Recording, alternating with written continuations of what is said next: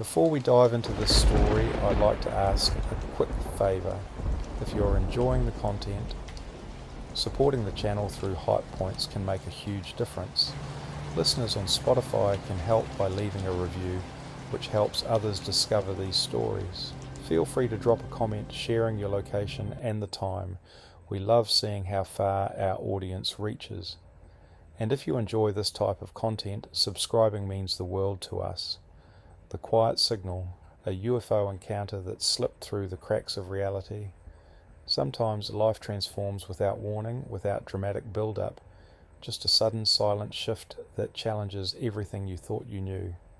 This isn't a tale from a sky-watching enthusiast or someone desperately seeking extraterrestrial contact.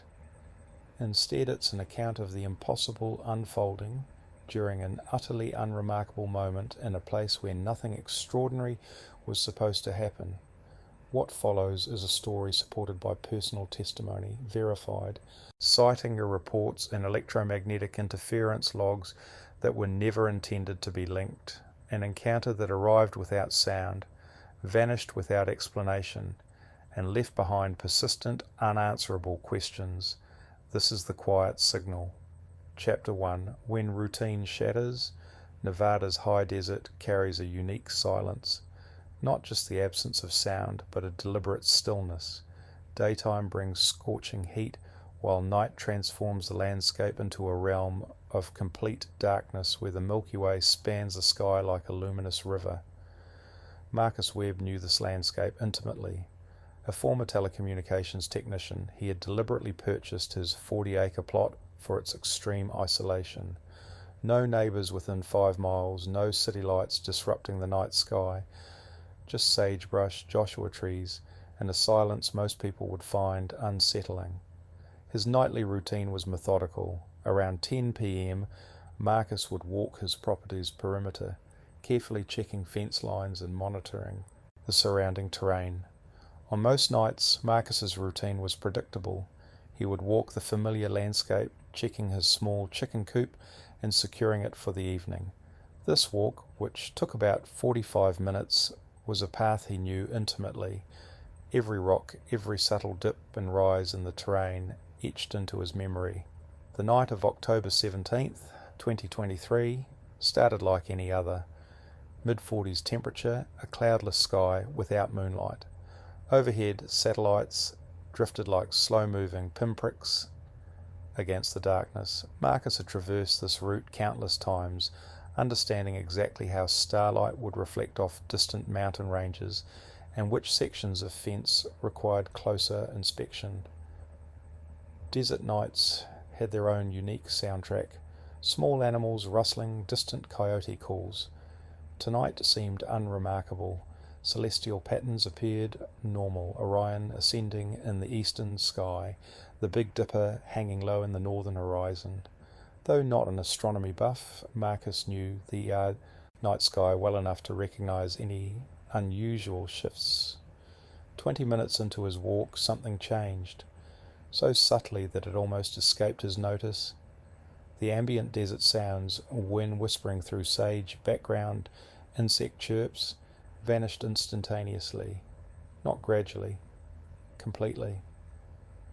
Marcus halted mid-stride, suddenly aware of an oppressive silence that felt almost tangible, like the air itself had become dense and heavy. Complete stillness surrounded him, no movement. The wind had ceased entirely, something unprecedented in his 11 years on this property. There was always a breeze, however slight, sweeping across the open desert. A pressure built in his ears, similar to rapid altitude changes. His pulse quickened inexplicably.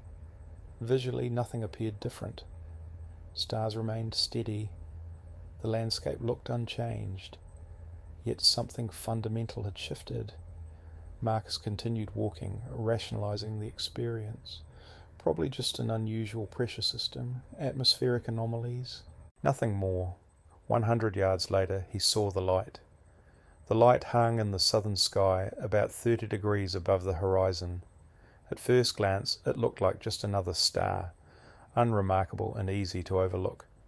But Marcus knew something was different. Stars don't suddenly appear in empty spaces.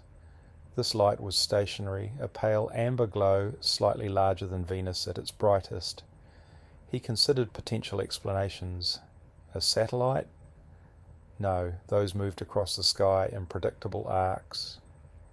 An aircraft? Impossible. There was no sound, no engine noise, no navigation lights. Commercial flights frequently passed overhead between Las Vegas and northern destinations, and Marcus knew their typical appearance.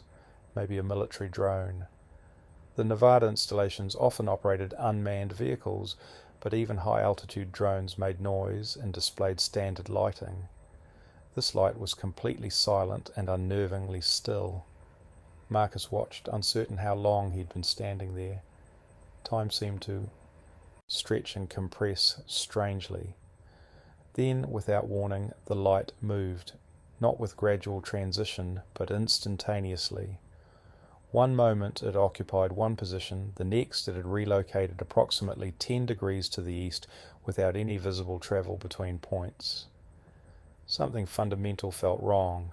Objects don't teleport, they move through continuous motion. A sense of unease crept over him. His hands felt cold despite wearing gloves, and a strange pressure built in his ears. He wanted to retrieve binoculars or a camera, but an inexplicable reluctance kept him rooted, watching. Looking away might mean losing sight of this impossible phenomenon forever. Marcus stood motionless, watching the light with an intensity that matched its own steady glow. Something was happening, something that defied simple explanation. The terrain sloped gently toward the dry creek bed, marking his southern property line. But his focus was entirely on the strange luminescence before him. When he was about 50 yards from where he started, the light shifted. Not a gradual movement, but an instantaneous relocation to the west, maintaining the same distance. Each time Marcus moved, the light adjusted, tracking him with an uncanny precision that suggested awareness. Not threatening, but deliberate. His mind raced through potential explanations. A sophisticated drone, military surveillance, some experimental aircraft, none of these felt right. Something deeper was happening. Slowly he raised his right hand toward the light. Seconds passed, then a pulse, a brief intensification of brightness lasting half a second. When he lowered his hand, the light returned to its steady state. Raising his hand again triggered another identical pulse. This wasn't random. Whatever was generating the light was responding to his actions. Marcus felt a wave of disorientation mixed with a strange anticipation. Part of his mind seemed to recognize something his conscious thoughts couldn't grasp. Time itself felt distorted. Minutes could have been hours. The usual markers, stars moving across the sky, the night air cooling, seemed unreliable. And then he noticed the second object, a dark spot in the sky, slightly north of the light, unmoving, not a trick of his eyes. Something else was present, watching, waiting. Marcus understood he was experiencing something beyond his current understanding. He stared into the night sky, a darkness he knew intimately from years of observation. But this darkness was different, an absence, a void where stars simply vanished. As his eyes adjusted, the shape emerged, massive, roughly triangular or diamond-shaped, though its precise geometry was impossible to determine since he could only see its silhouette blocking the starry background. Completely dark, with no lights or surface features, just a black mass suspended in the sky. Marcus estimated the object's size at least as large as a football field, though calculating its exact dimensions was challenging without knowing its precise altitude. An amber light hovered several hundred feet in front of the dark mass, not part of the object itself, but a marker drawing attention while the craft remained nearly invisible against the night sky. His heart rate accelerated. This was no drone or conventional aircraft, something else entirely. The dark mass remained perfectly still. No sound, no visible propulsion, no heat shimmer, no star distortion. He estimated its altitude at around 2,000 feet or higher. At such a height, any normal aircraft would generate significant noise carrying for miles across the open desert. This made no sound at all. A strange sensation of weight pressed down on him. Not physical pressure, but a distinct feeling of being observed with the same intensity he observed the object. His thoughts became fragmented, ideas starting and slipping away before completion. He struggled to focus on practical concerns like documentation, but his mind kept drifting. Air pressure intensified, approaching painful levels. Then the light began to pulse, not regularly like a beacon, but with varying intervals. 3 short pulses, then a long one. The light pulsed in a rhythm Marcus couldn't decode. Pause, 2 pulses, another pause, a single pulse, then an extended break. He searched for a pattern, a hidden structure, but it remained just out of reach. Something began shifting inside his mind. Not words, not voices, but something deeper. Concepts and understanding arrived fully formed, bypassing usual reasoning. Knowledge emerged without effort, absolute and unshakable. The object was not a threat. The certainty simply appeared. He understood this experience wasn't unique. Others had stood in similar places, at similar times, witnessing similar lights. This had been happening far longer than human memory. The object's age transcended human civilization. Not ancient in archaeological terms, but old in a way that made human existence seem momentary. Information flooded his awareness directly. Memories surfaced unbidden, childhood moments forgotten for decades, his grandmother's face from 20 years past, the distinct smell of rain on desert sand. Personal history rose without invitation. But these memories weren't alone. Other perspectives intruded, views of Earth from impossible heights, cities of light against dark continents, weather systems swirling in accelerated time. Marcus tried to resist, but resistance was meaningless. The information flowed like water, effortless and unstoppable. Vast distances revealed themselves. Scales of space and time compressed his entire existence into a single breath. Earth was just one of countless observation points. Contact, he now knew, was rarely direct, mostly passive data collection without intervention. This wasn't communication, it was calibration. A momentary overlap between 2 radically different forms of consciousness, triggered by his precise location and moment in time. The pulsing light continued, indifferent to his revelation. Hours had passed, yet Marcus couldn't understand how. His digital watch read 2:15 in the morning, which seemed impossible. He'd started his walk at 10 o'clock, expecting to be out for maybe an hour or 90 minutes at most. But now over 4 hours had elapsed without explanation. The pressure in his head that had been building suddenly stopped. Gradually he became aware of himself, like emerging from a deep sleep. He was sitting on the ground with no memory of how he got there. The sky looked different. Stars had rotated significantly. Orion, which had been rising in the east when he started, was now high overhead. The Big Dipper had shifted its position dramatically. When he stood, his legs felt stiff as if he'd been motionless for hours. His hands were cold and numb. He was approximately 300 yards from where he had first seen the light, with no recollection of walking that distance.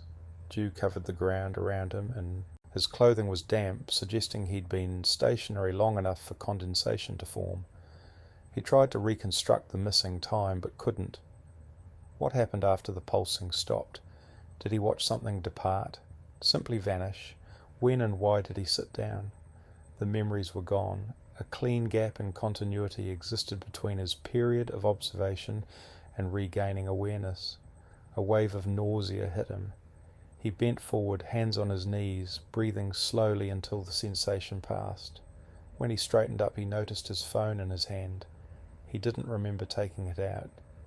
The screen showed the camera app, which had been active for over 2 hours. Yet there were no photos, no videos. The camera had been running capturing nothing. The silence had ended. Wind moved through the sage, distant coyotes called, the normal sounds of the desert at night returned. The sky was empty, no light, no dark mass, just stars and the faint glow of the Milky Way. Marcus spent the following day in a state of exhausted confusion, having slept for perhaps 2 hours in a fitful, interrupted state, with dreams he couldn't quite remember. Attempting to approach the experience irrationally, he sat at his kitchen table with a notebook, trying to document everything he could recall, the timeline, observations, and sensations. When he tried to describe the period when information had been flowing into his mind, the memories remained elusive. It was like attempting to capture a dream that dissolves the moment you try to articulate it. He knew something profound had been communicated, something he had understood, but the specific content refused to solidify into language.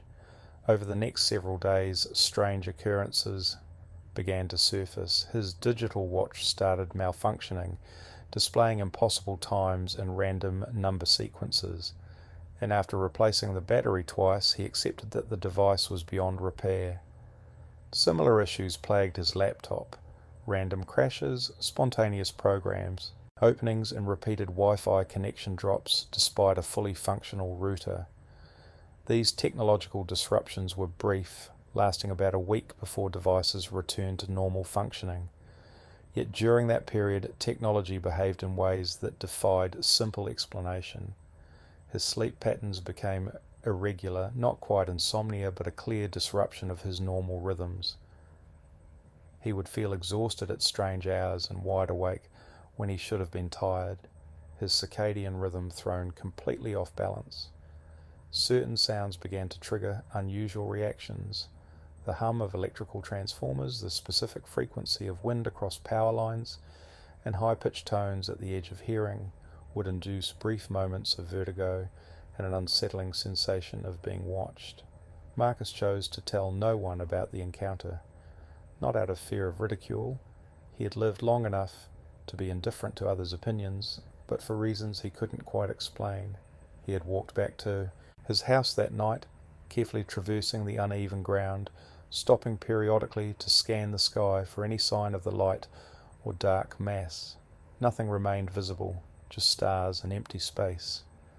By the time he reached home, the eastern horizon had begun showing the first pale hints of dawn.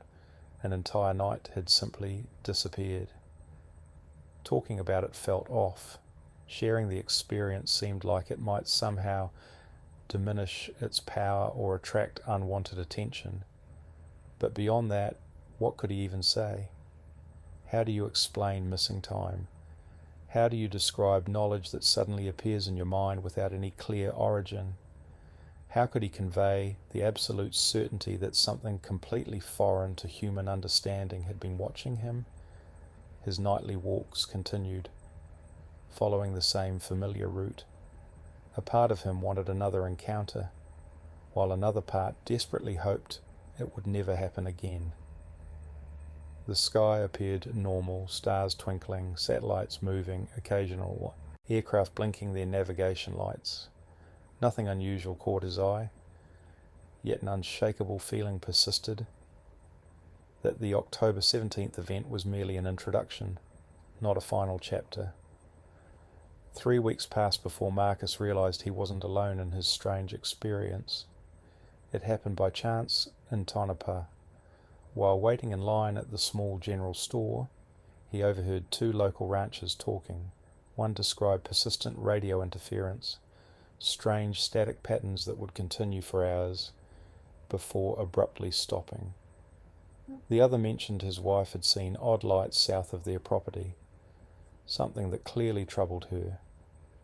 Marcus listened quietly, but afterward he started paying closer attention to local conversations.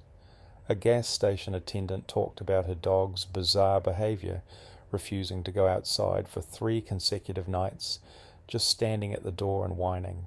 The local weekly newspaper reported residents experiencing power fluctuations and electronic disruptions during early October. An online regional forum contained a post about a large, dark shape blocking stars observed 30 miles west of Tonopah. The accounts were fragmentary and vague. No single report exactly matched Marcus's experience, yet consistent threads emerged: unexplained silence during encounters, a sense of time distorting, electronic interference afterward, and a universal reluctance to discuss these events in detail. Intrigued, Marcus began investigating historical reports from the area. Tonopah had a long, complicated history with military testing and unusual aerial phenomena. The region had been used for classified operations, adding another layer of mystery to the unfolding puzzle. He began tracing patterns of unexplained encounters that stretched far beyond his own experience. What he uncovered challenged standard explanations of experimental aircraft. Sightings were too consistent across multiple years. Lights responding to observers, objects moving in physically impossible ways, encounters leaving witnesses more puzzled than scared. A 1998 Department of Energy report caught his attention, documenting strange electromagnetic interference near his property. Over a 3-month period, irregular patterns of disruption occurred before stopping completely. No explanation was ever found. Testimony from a former air traffic controller revealed radar contacts that defied logic. Objects would suddenly appear and vanish, accelerating beyond any known aircraft's capabilities. The controller had filed official reports, but nothing came of them. A letter to the local newspaper from 1976 particularly struck Marcus. The writer described an encounter mirroring his own: missing time, electronic disturbances, and an overwhelming sense of being observed by something fundamentally non-human. These fragments suggested a long-standing pattern: periodic encounters characterized by passive observation, minimal interaction, no hostility, and no clear purpose. Marcus understood he was part of something larger. Whatever had watched him on October 17th had been monitoring this region for decades. The crucial question wasn't whether these encounters were real, but what they meant. His experience differed dramatically from popular alien encounter narratives. No messages, no warnings, no dramatic exchanges, just pure observation, a momentary intersection between two vastly different forms of awareness. He reflected on his own wildlife observations. How many times had he watched birds or rabbits without any intention of interaction, simply noting their presence, collecting information without disrupting their existence? There's something profound about understanding their patterns, their behavior. Maybe what occurred was simply observation, not communication, not direct interaction, but a detached examination of humans the way we might study lesser creatures. This thought brought a strange sense of humility and freedom. The encounters weren't about humanity at all. We weren't the central focus, just another element in a vast landscape being systematically documented. The information that flooded his mind during the interaction, those sensations of immense distances and ancient perspectives, reinforced this interpretation. Whatever observed him existed on scales of time and space that rendered human concerns completely insignificant. Their purpose wasn't salvation, destruction, or guidance.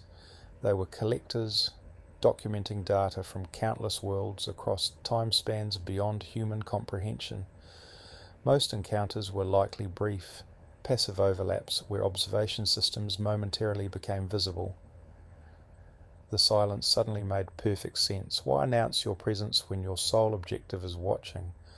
Missing time became logical too. Detailed scanning or data collection might require extended periods. The human mind, unable to process such alien procedures, would naturally create gaps and smooth over discontinuities. Electronic interference emerged as a predictable byproduct. Technologies operating on fundamentally different principles could generate electromagnetic signatures that disrupt human electronics. Even the collective reluctance to discuss these encounters made sense. Some deep part of human consciousness recognizing these experiences as fundamentally separate from normal reality. Marcus understood he would probably never fully grasp the encounter's complete purpose. The cognitive distance between human consciousness and this observing intelligence was simply too vast. But comprehension wasn't necessary. The experience was real, documented in subtle confirmations across similar events spanning decades. That was enough. A freezing February night hung over the high desert, its profound silence wrapping everything in stillness. Marcus stood in a familiar spot, scanning the southern sky where stars moved in their usual patterns. A satellite traced its predictable path. Across the horizon, and distant aircraft lights blinked their standard navigation signals. Nothing appeared unusual, yet something stirred within Marcus. Not a tangible presence, but a subtle recognition. The location seemed to remember something, whispering of experiences beyond immediate perception. He thought about others like him, scattered across time and geography, who had stood in similar places, gazing upward with comparable encounters. These individuals returned to their lives carrying memories that defied standard explanations. They knew something real had happened, even without the language to fully articulate their experience. The universe suddenly felt different, not empty, but observed. Marcus understood now that human activity was being documented by intelligences far beyond human comprehension. Sometimes, rarely, these watchers became momentarily visible, not to communicate or intervene, but simply to signal their ongoing attention. The encounter had ended. Missing hours would remain unrecovered, yet a quiet certainty lingered.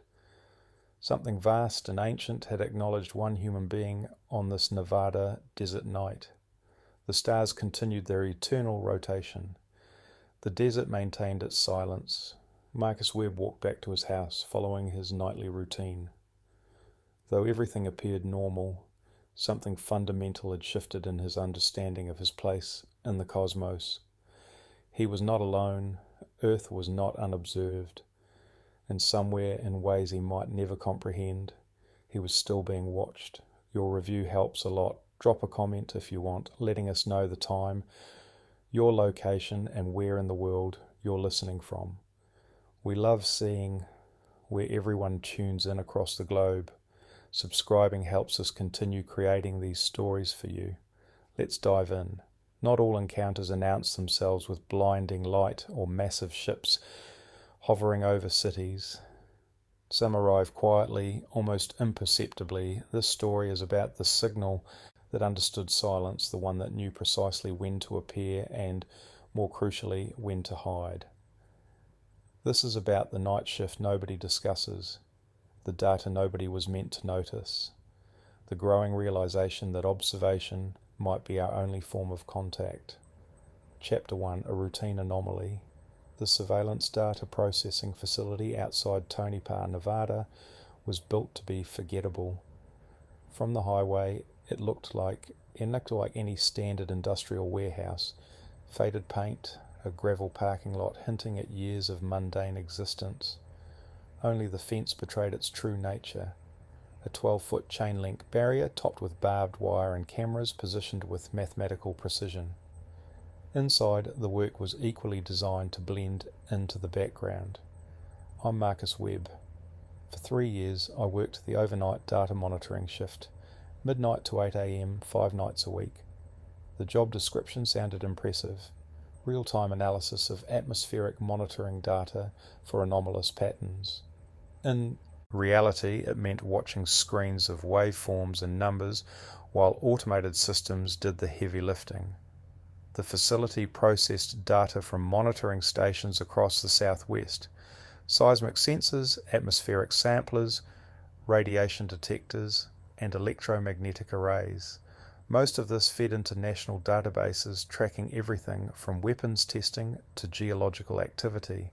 My role, babysit the pipeline and flag anything the automated filters might overlook. The nights dragged on, mostly uneventful. My job was monitoring electromagnetic signals, and typically nothing of note happened. Then on a Tuesday, in late September at 02:47, Something caught my attention on the feed from Station Delta 7, a remote installation about 40 miles northwest of our facility. The anomaly was subtle, a slight spike in lower radio frequencies.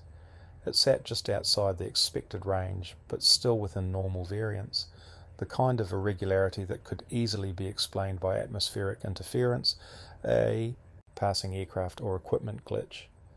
The automated system logged it without raising any alarms, and I watched the waveform for about 90 seconds. The spike held steady, then dropped back to baseline as smoothly as it had appeared. Total duration, approximately 3 minutes. I casually noted it in my shift log, 0247 Delta 7 EM spike. Probable atmospheric interference. Then I returned to my crossword puzzle, feeling no urgency or concern. The rest of the shift continued in its usual silence. The building's climate control system droned on, and a fan bearing squeaked rhythmically through the reinforced windows.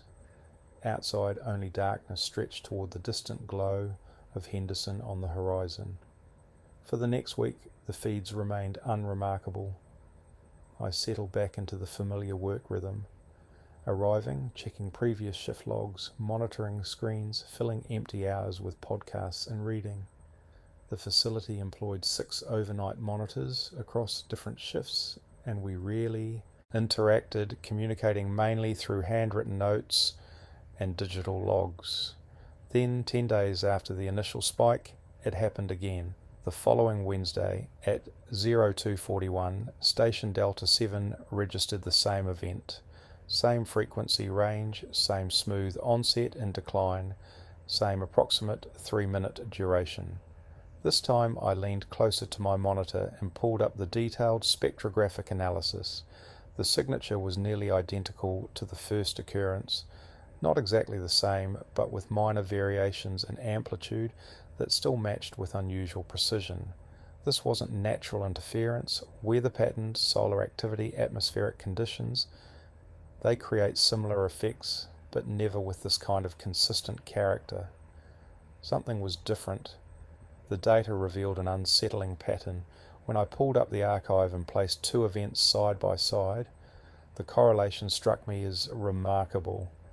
At first glance, someone might dismiss this as recurring interference under similar conditions, but something felt off. I expanded my search across nearby stations.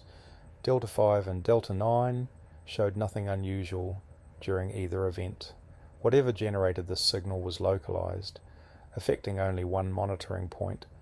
A whisper of unease crept over me as I updated my log. Over the following month, the signal appeared 6 more times, always at Station Delta 7, always between 2 and 3 in the early morning. Each appearance carried a consistent fundamental signature with minor, seemingly purposeful variations. The amplitude would pulse in different patterns. The frequency would shift slightly higher or lower. The timing between appearances gradually shortened from 10 days to 8, then to 6. I meticulously documented each occurrence, noting not just basic parameters, but subtle differences. Was the signal learning, testing, both? After the 3rd occurrence, I submitted equipment diagnostic requests. The response came back clean, all systems functioning normally. A formal report followed the 5th occurrence detailing the pattern and requesting analysis. The result, acknowledgement, filing, and silence. The system was designed to handle anomalies, but this signal was too subtle, too brief, too technically unremarkable to trigger serious investigation. The signal continued its strange dance, adjusting, probing, existing just at the edge of detectability. During my overnight shift at the monitoring station, I noticed something strange. When the signal appeared at 0233, I pushed protocol aside and activated high-resolution recording mode for Delta 7, capturing data at 10 times the normal sampling rate. Normally, this mode was reserved for confirmed events, like the meteor strikes or weapons tests, but I needed more detailed information.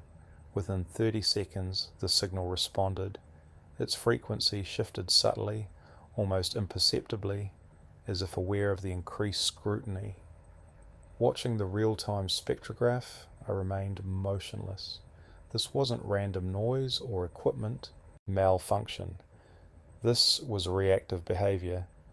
For 90 seconds, the signal held its new frequency before dropping back to baseline, maintaining its consistent 3-minute duration. As the monitoring room hummed around me, I struggled to rationalize what I'd witnessed. Equipment could malfunction in complex ways: feedback loops, calibration errors, electromagnetic interference, but none of these explanations felt satisfactory. I drafted a detailed incident report describing the frequency shift and recommending immediate investigation. Marking it a priority, I submitted the report through official channels and waited. 3 days later, the response arrived. Report reviewed. Event classified as equipment interaction. No further action required. They weren't going to investigate. They weren't going to send anyone. The signal would remain my personal mystery, a growing obsession. As December brought cold, crystalline nights to the Nevada desert, the signal's pattern became more defined. It appeared every 5 to 6 days, always during my shift, always at Station Delta 7. I started arriving early, meticulously reviewing previous shift data for any sign of the signal's presence. Nothing, either the signal only occurred during my overnight hours, or the other monitors weren't detecting its subtle signature. While the latter seemed more probable, I began to suspect the former. It seemed the signal deliberately avoided peak operational hours when management was present. Multiple monitoring systems ran active protocols. During the quiet transitions when automation ruled and human oversight was minimal, it emerged, knowing precisely when it could go unnoticed. I meticulously mapped its behavior, creating detailed spreadsheets tracking every measurable parameter: frequency range, amplitude, duration, time of occurrence, atmospheric conditions, solar activity, seismic background. I sought the external trigger that might explain the pattern. Instead, I discovered something intriguing. The signal strategically timed itself around system maintenance cycles. Automated diagnostic routines ran at scheduled intervals. Calibration checks, sensor resets, data buffer dumps. These routines created brief windows where systems were technically active but not fully attentive, processing internal maintenance rather than watching for anomalies. The signal appeared during these windows. Not consistently, that would be too obvious, but frequently enough to rule out coincidence. It was exploiting our attention gaps, those moments when automated systems looked inward rather than outward. This suggested a sophisticated understanding of our operations. On December 19th, I decided to break the protocol, and after nearly 3 months of documentation, with extensive data and patterns but no receptive audience, I drafted an email during my solitary 4 a.m. lunch break in the facility's break room. I wrote to the National Radio Astronomy Observatory, describing the signal in technical terms, carefully omitting its reactive behavior and framing it as a potential astronomical phenomenon. I sent the email from my personal address, deliberately separating it from my official capacity. 2 days later, their response arrived. A standard acknowledgement. Without precise coordinates and continuous monitoring data, they couldn't prioritize investigation. They received hundreds of similar reports annually. Most were interference, equipment errors, or misidentified natural phenomena. I was alone in this pursuit. When the signal reappeared on December 22nd at 02:51, I attempted something different. Rather than simply recording, I prepared to transmit using the facility's emergency broadcast system, typically reserved for critical alerts. I didn't file a report about the strange broadcast. Official protocols would have flagged my use of the emergency system for an experimental interaction as a serious violation. Instead, I meticulously documented every detail in my personal notes, carefully time-stamping each observation and preserving the raw data. My attempt to communicate began with a simple repeating tone on the same frequency band occupied by the anomalous signal. 3 short pulses, a pause, then 3 more pulses, the universal pattern signaling intelligent communication. The response was immediate and deeply unsettling. For exactly 60 seconds, the electromagnetic spectrum went completely silent. Not just the anomalous signal disappeared, everything in that frequency range vanished, as if something had abruptly muted the entire channel. Then the signal returned, but fundamentally transformed. Its frequency had shifted dramatically, moving 3 megahertz higher. The amplitude doubled, and the waveform changed from a smooth curve to a complex modulated pattern. It was no longer hiding, it was demonstrating. This new signal lasted 90 seconds before vanishing completely. The frequency band returned to its normal background noise. I sat, motionless, heart hammering, with absolute certainty that I had made contact with an intelligent presence, something that had been carefully calibrating its existence to remain unnoticed, something that could no longer pretend to be mere interference when directly addressed. The signal didn't reappear for 11 days. Those nights were filled with tense anticipation, my eyes glued to the feeds. Had I scared it away, triggered some response that would draw official attention, or had I imagined the entire interaction? On January 2nd at 0317, it returned. Different frequency, different pattern, but unmistakably the same intelligence. And this time, I wasn't alone in my observation. Chapter 4, Independent Confirmation. Jackson Torres had worked at the facility longer than anyone on the overnight rotation. 7 years. A quiet man in his 50s, a former Air Force communications specialist who preferred silenced conversation. We'd barely exchanged 24 words during our rare shift. Changes. Yet on January 4th, during the overlap between evening and overnight shifts, I found him waiting in the parking lot by my car, the desert night surrounding us. The cold bit through my jacket as he approached, breath visible in the crisp air. "Got a minute?" he asked. We moved to the parking lot's edge, beyond the building's camera view. "You've been seeing it too," he stated, not a question. My pulse quickened. Delta 7, the signal. From his jacket he pulled a folded paper, my logs, equipment diagnostics, high-resolution captures. Jackson continued. 6 weeks ago he'd noticed something similar. Different frequency, same pattern. At first he thought he was losing his mind, or the equipment was failing. But then it happened again, always during his solitary shifts. The spectrographic data matched what I'd been tracking, extending back to late October, before I'd started serious documentation. "You didn't report it," I said. His response was measured. He'd reported the first 2 instances, receiving the same dismissive reply: equipment interaction, no action required. We stood silently, breath-forming clouds, understanding the unspoken. This was real, persistent, officially ignored. "When did yours start?" Jackson asked. "Late September, Delta 7, same as yours." I nodded, always during my shift. His gaze drifted. "I think it's learning," he murmured. "Our schedules, monitoring patterns, who's paying attention?" I added, "or selecting who can see it, people unlikely to escalate." The implication hung between us. Either we were experiencing a shared equipment malfunction, improbable given the variations, or something was deliberately calibrating its presence, remaining beneath official radar while still detectable. "Have you tried interacting?" he asked carefully. I hesitated, then nodded. A simple emergency broadcast pulse. Its response, a complete signature shift. Jackson's expression changed. Not surprise, but confirmation. He'd considered similar approaches, but chose restraint.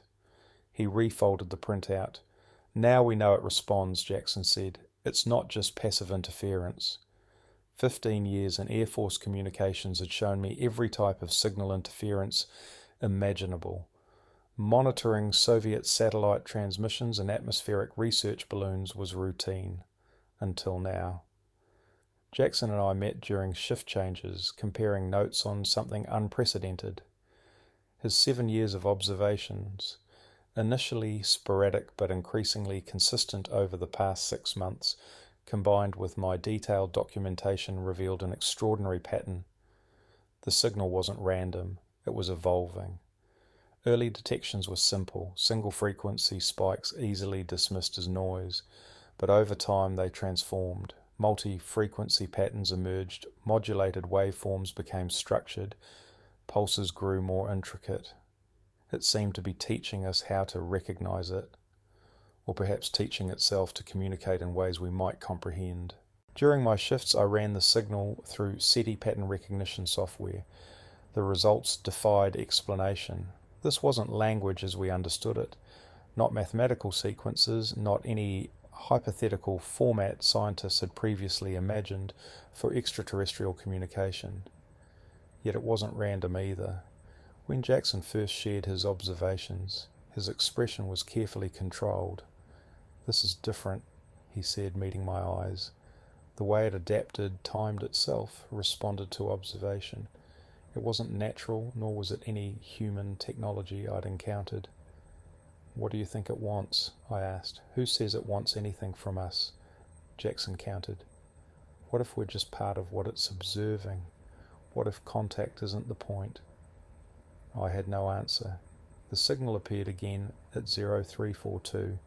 Same frequency range, same smooth pattern, but now I knew I wasn't alone in seeing it. Somehow, that made it more unsettling. The signal's structure defied normal communication patterns. Its appearance was too organized, almost like compressed data or executable code, more machine than message. On January 28th, everything changed. I'd been running correlation analyses between the signal and environmental factors, searching for an external trigger. Instead, I discovered something far more intriguing. The signal responded directly to observation, not metaphorically, but literally. During my monitoring of Delta 7 feeds, watching real-time displays, the signal would materialize within 30 minutes, roughly 70% of the time. When I stepped away from the station or handled other tasks, its appearances plummeted to near zero. Over 5 systematic shifts, I carefully documented my attention patterns. The correlation remained consistent. The signal seemed to prefer being watched, emerging only when it could be perceived. During our next meeting, I shared this finding with Jackson. He'd observed something similar but hadn't quantified it. "It's like quantum mechanics," he said. I responded that it suggested either individual awareness or an intelligence responding to our attention as a form of interaction.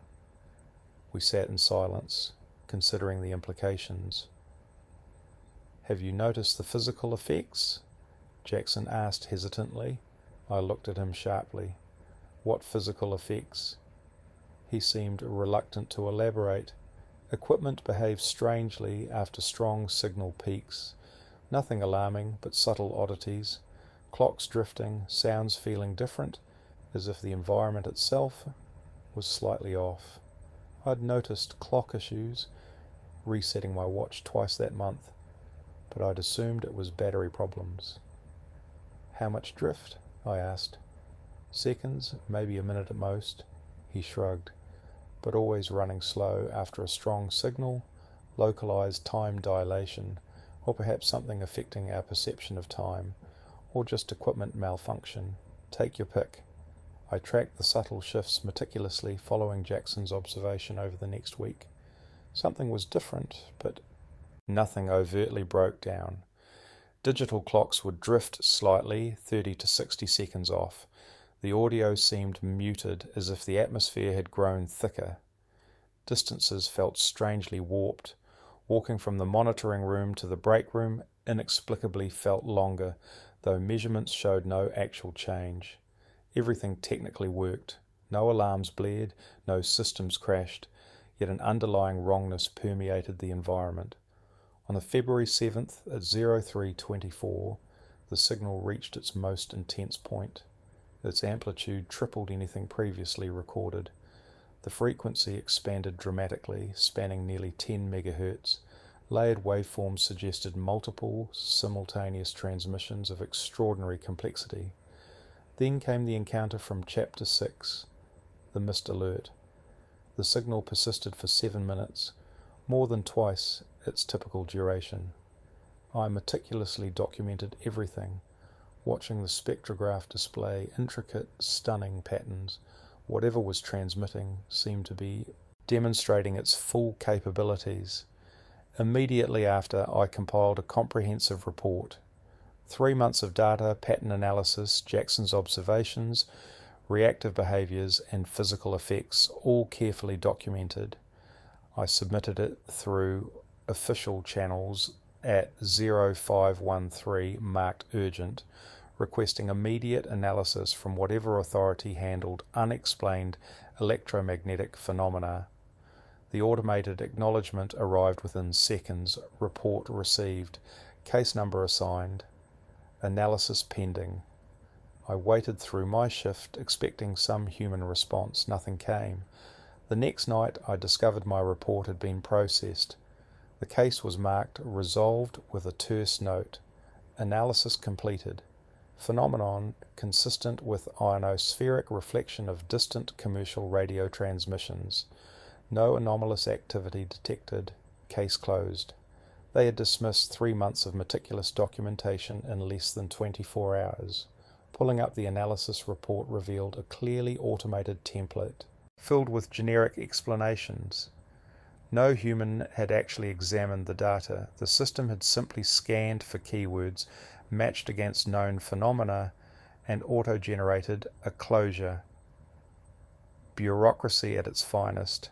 The system I was working with was built to handle clear-cut anomalies, but only those meeting specific criteria. What I'd discovered didn't fit neatly into any standard category. It was too nuanced, too bizarre. The system simply couldn't process it. Instead, it defaulted to the closest matching pattern and closed the case. Staring at the screen, I understood completely. This system was engineered to disregard anomalies that didn't violate explicit rules. The signal was exploiting this weakness with precision. It remained carefully below alarm thresholds, avoiding automatic triggers. Its manifestations looked technically plausible through natural explanations. Whatever intelligence crafted this signal had studied our systems intimately. It had mapped our bureaucratic blind spots and positioned itself perfectly within them. A strange respect mixed with my frustration. This wasn't just an unknown phenomenon. This was a deliberate communication from an entity that understood our language at a deeper level. Not our words, but our attention patterns, our protocols, our institutional limitations. It had thoroughly analysed us, and now it was ready for its next move. On February 14th, the first unmistakable physical effect occurred. The signal appeared at 0258, strong and intricate like before. While monitoring the waveforms, I noticed something odd with my computer's clock. Seconds were counting normally, yet they felt elongated. Each tick seemed to stretch. I compared my old mechanical watch, a gift from my father, with the computer display. Both were synchronized, counting seconds identically, yet subjectively time felt different. Attempting to walk to the break room, I discovered that the corridor's perception had altered. Physically, it remained 47 feet long, but walking felt like traversing twice that distance. My footsteps echoed strangely. The fluorescent lights buzzed at their usual frequency, but the sound felt muted, dampened by air that seemed inexplicably denser. Something fundamental had shifted. The signal strength remained steady, complex and robust. I glanced down at my desk, scanning the readouts. Something felt different. The shadows around me had changed subtly. Overhead lights cast their usual downward beams, yet the shadows seemed unnaturally dense, as if light couldn't fully penetrate them. I studied my hand's shadow on the wall, positioned correctly but more solid than normal.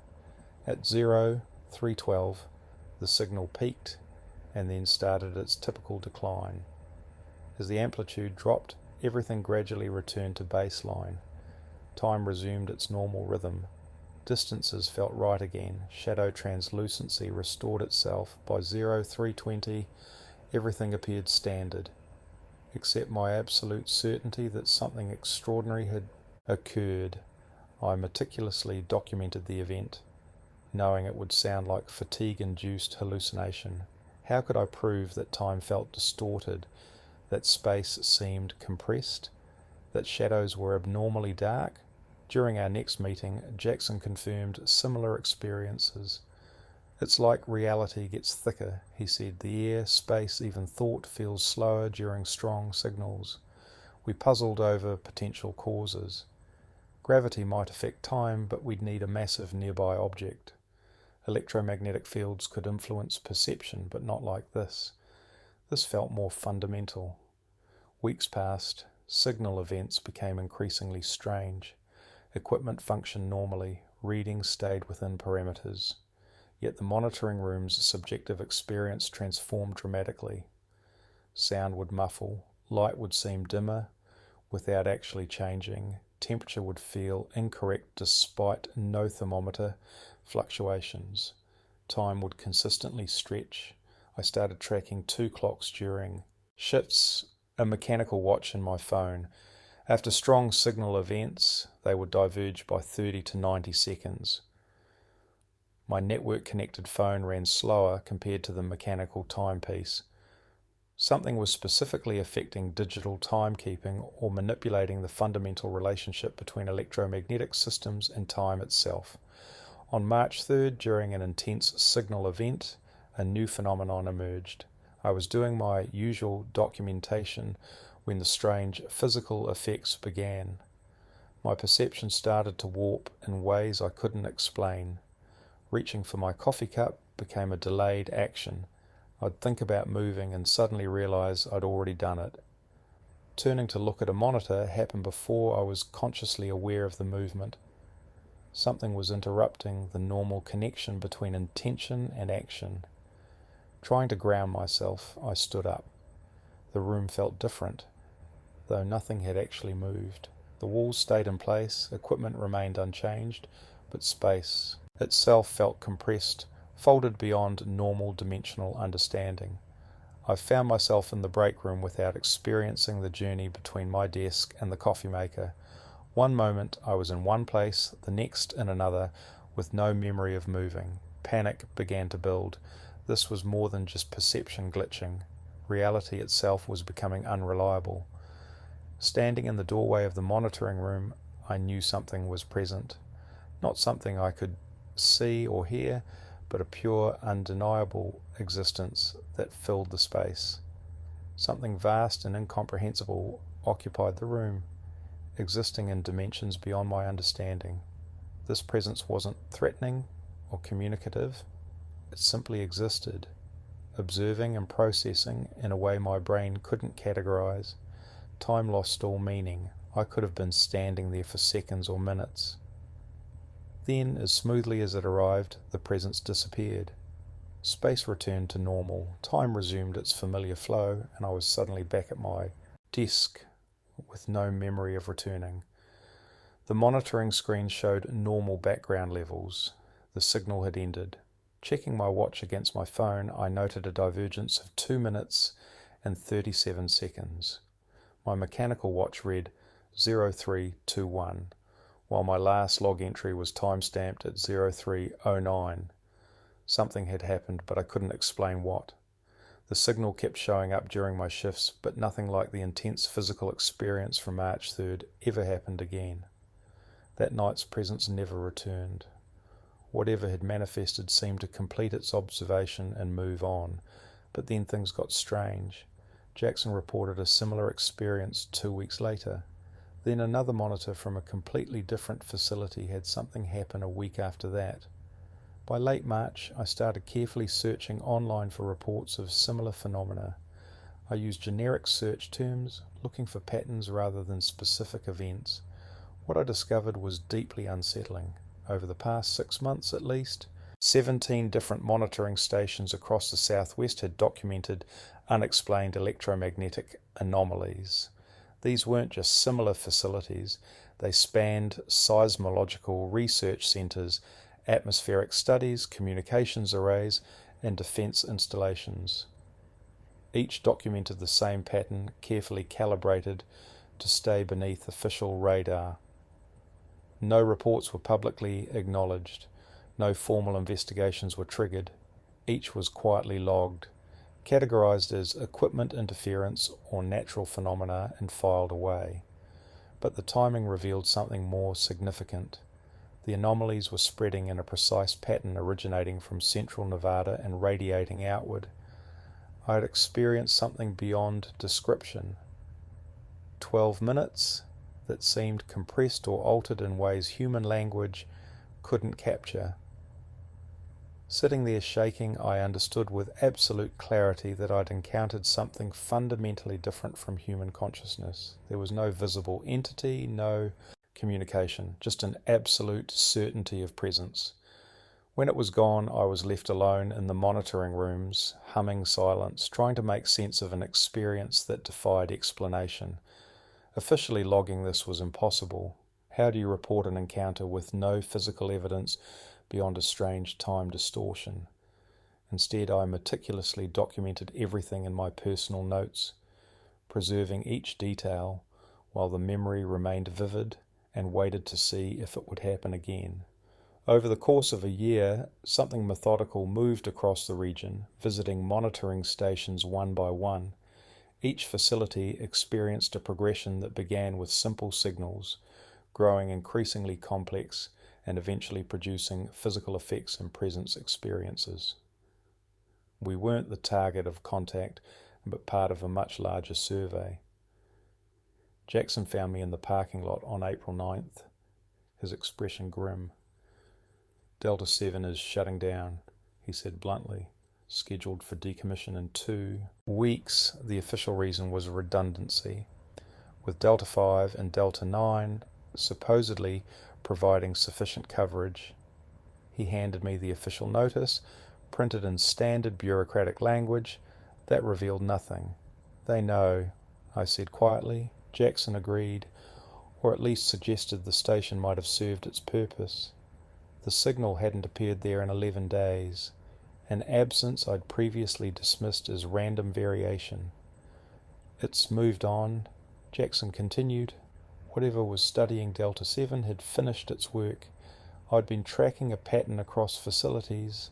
Every station experiencing sustained contact goes offline within 6 months. Sometimes decommissioned, sometimes relocated, sometimes quietly shut down with minimal explanation. Someone knows something is happening. Jackson corrected my earlier statement, but I don't think they understand it any better than we do. The institutional response seemed clear: close potential security risks, eliminate anomalies from the data stream, maintain plausible deniability. Looking out across the moonlit desert, heat shimmering from dark earth, I asked, "What do we do?" "We keep watching," Jackson replied. "The signal will appear somewhere else. Another facility, another monitor working overnight, wondering if they're seeing things. And we'll let them go through it alone. Let them think they're crazy." He was quiet for a long moment. "I don't know what else we can do.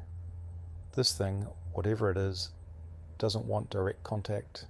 It's here to observe, to map, to study. We're just part of its process." My last overnight shift at the Tonopur facility was April 28th, marking the end of an intense 7-month period. I spent those final hours meticulously reviewing my documentation.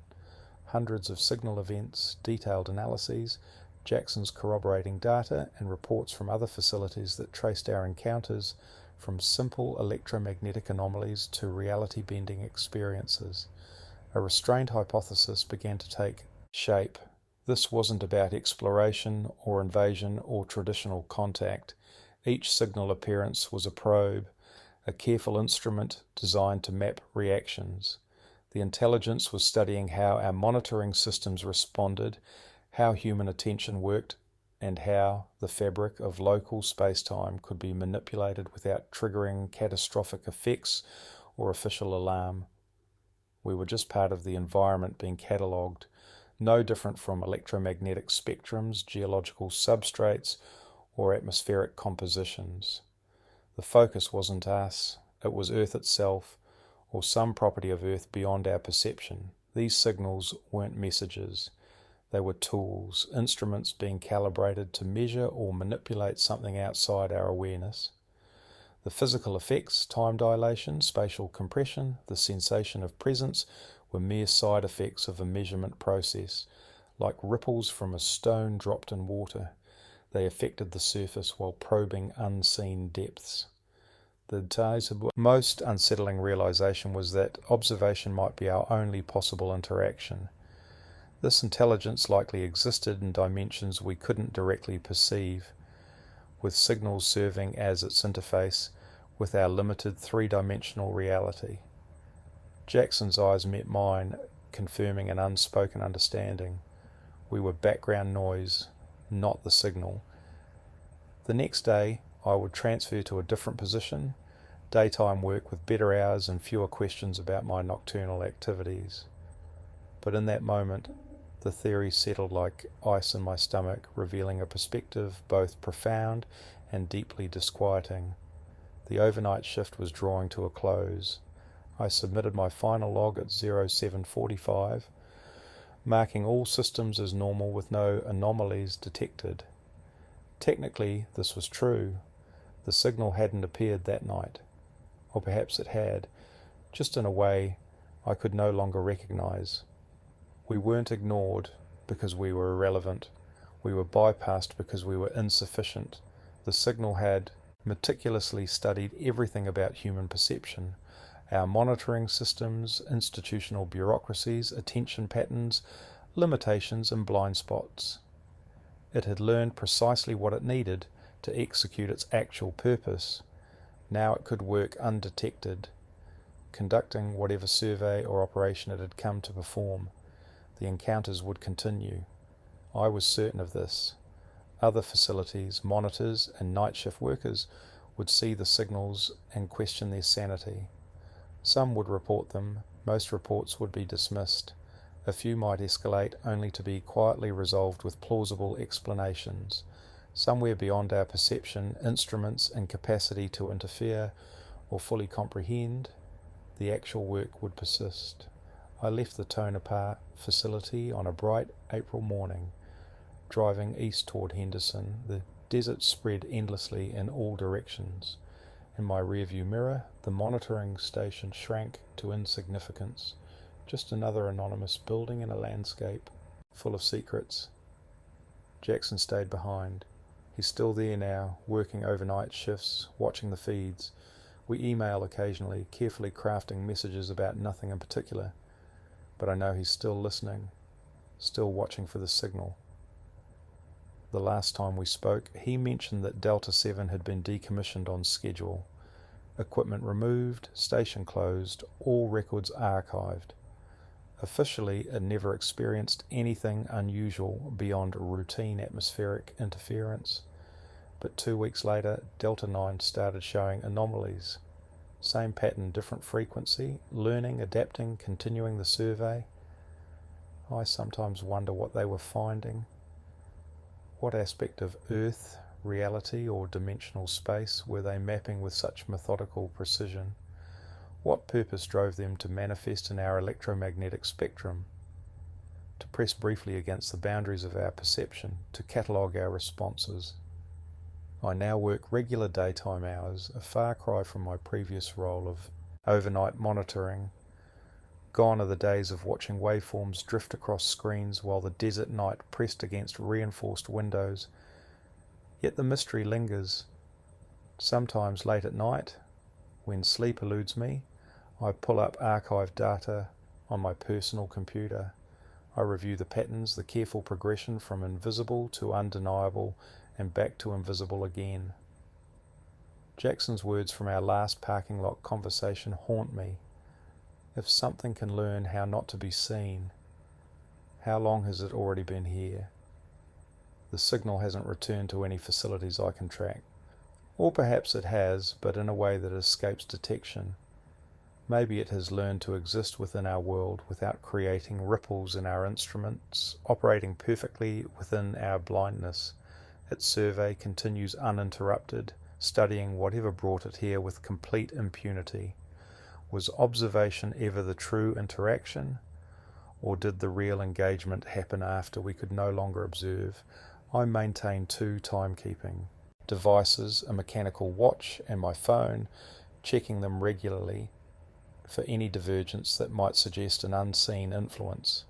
They remain synchronized, but I wonder, does this mean the signal is gone, or that I'm no longer sensitive enough to detect its subtle manipulations?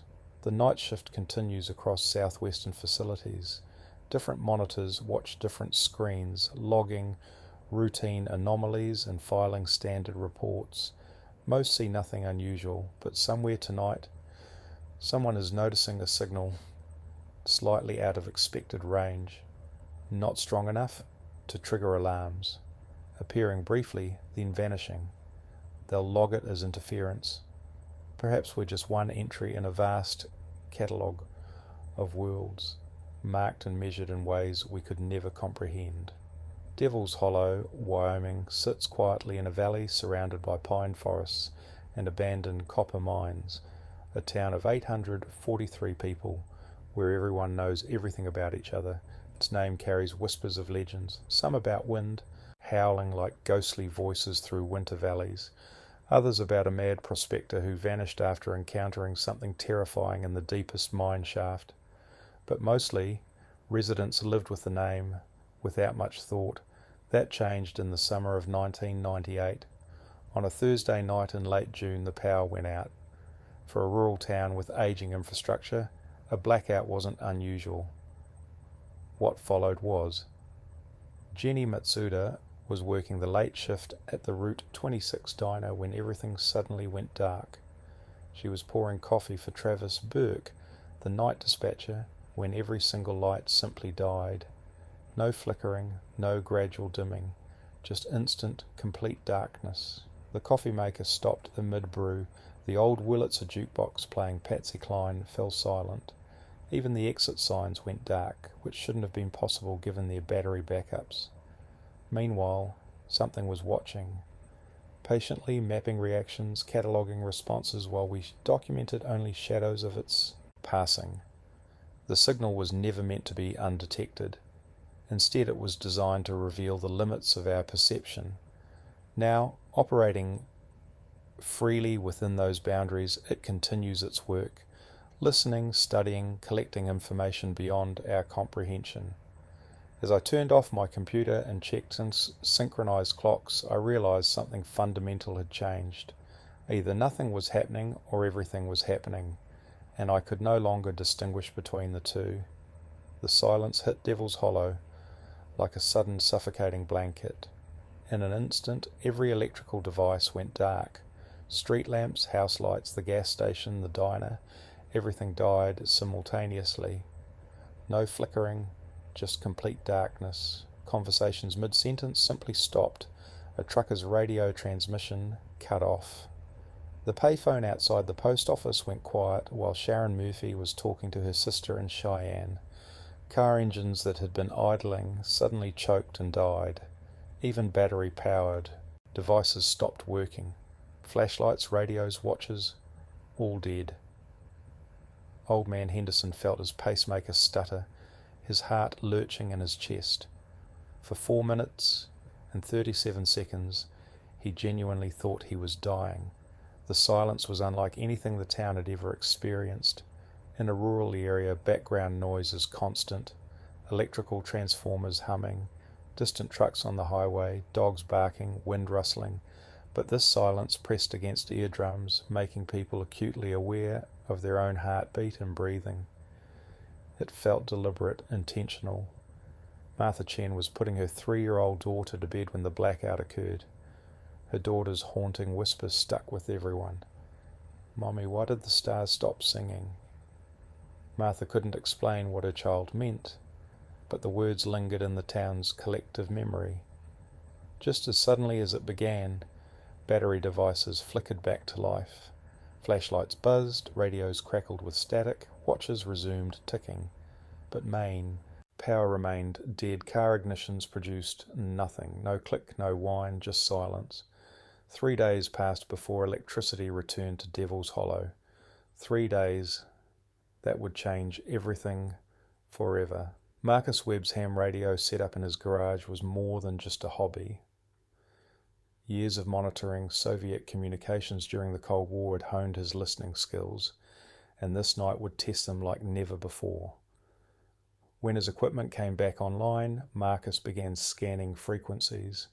Instead of familiar voices or static, he encountered something unprecedented in his 3 decades of radio operation. Every single frequency, AM, FM, shortwave, carried an identical signal, a rhythmic pulsing pattern that resembled breathing, followed by precise mathematical tones rising and falling. Marcus worked methodically through the dial, expecting breaks or variations. None existed. From the lowest to the highest frequencies, the signal remained constant. Using his old Tascam cassette deck, he recorded and replayed the transmission. It repeated every 43 seconds with atomic clock precision, no drift, no variation. The next morning he contacted fellow operators through backup landlines. Ed Kowalski in Casper, Linda Yamamoto in Laram, and a contact in Fort Collins all confirmed the phenomenon. The signal covered approximately a 100-mile radius, centered exactly on Devil's Hollow. Sitting in his garage, headphones on, Marcus felt unnerved. He'd encountered numerous strange radio phenomena, numbered stations, submarine pings, ghost signals, but this was fundamentally different. This signal possessed structure, intelligence, and an unsettling quality that defied explanation. Before anyone could investigate further, something visibly extraordinary occurred. James Carver, driving his old Ford pickup home from a late lumberyard shift along County Road 12, witnessed the first sign of what was to come when the sky suddenly illuminated. A blue-white object sliced through the dark sky above the tree line, moving with an eerie deliberateness that immediately struck James as wrong. At 46, he'd seen plenty of meteors, and this wasn't like any he'd witnessed before. Meteors typically fall fast, fragmenting and trailing sparks screaming through the atmosphere with visible friction. This object was different. Its descent was slow and controlled, almost as if it were landing rather than falling. No tail streamed behind it, no pieces broke off in glowing arcs, and most unnervingly, it made no sound. James tracked its movement, watching as it dropped below the horizon, deep in the forest near the old master mining fields. Pulling over, he stepped out of his truck, boots crunching on gravel. He waited for some sign of impact, an explosion, the crack of breaking trees, but nothing came. Just silence and the soft rustle of wind through pine needles. The summer air smelled of sap and dry earth, everything feeling normal except for the impossible object that had just fallen soundlessly from the sky. For 10 minutes, James stood watching the forest. The blue-white streak left an afterimage in his vision, slowly fading. An instinct honed by years of hunting told him something was watching, something that didn't want to be disturbed. Instead of investigating further, he got back in his truck and drove home. He told Linda what he'd seen. She believed him. James wasn't one to exaggerate, but suggested waiting until morning to call the sheriff. Something about the incident felt too strange to rush into immediate action. Overnight, the meteor became the talk of Devil's Hollow. People from all corners of the small town had witnessed its descent.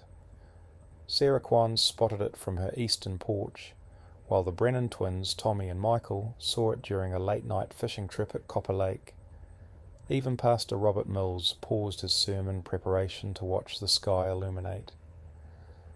As with most small towns, stories grew. A shooting star morphed into a meteor, then potentially a spacecraft depending on the storyteller's imagination and bear count. But when 6 different people reported the same detailed description, a slow, silent fall, the sheriff's office decided to organize a search party. The motivation wasn't entirely serious. With the ongoing blackout, it gave people something to do. Maybe, just maybe, they'd find something interesting. That's how I got involved. I'm Alex Rivers, home for the summer after my second year studying geology at the University of Montana. Despite leaving with grand plans, I always found myself returning to Devil's Hollow. Something about this place, its quiet, its familiarity, the way mountains looked at sunset, kept pulling me back. I told myself it was temporary. I'd finish my degree and move somewhere more significant, somewhere with geology beyond old copper mines and sedimentary rock. When Sheriff Harding requested volunteers to search the mining area, I eagerly signed up, not out of belief in meteors or alien theories, but scientific curiosity. I wanted to study the potential impact crater, hoping it might lead to an interesting academic paper and some departmental recognition. At 20, I believed academic achievement mattered most. I'd soon learn otherwise. The search party consisted of 8 people.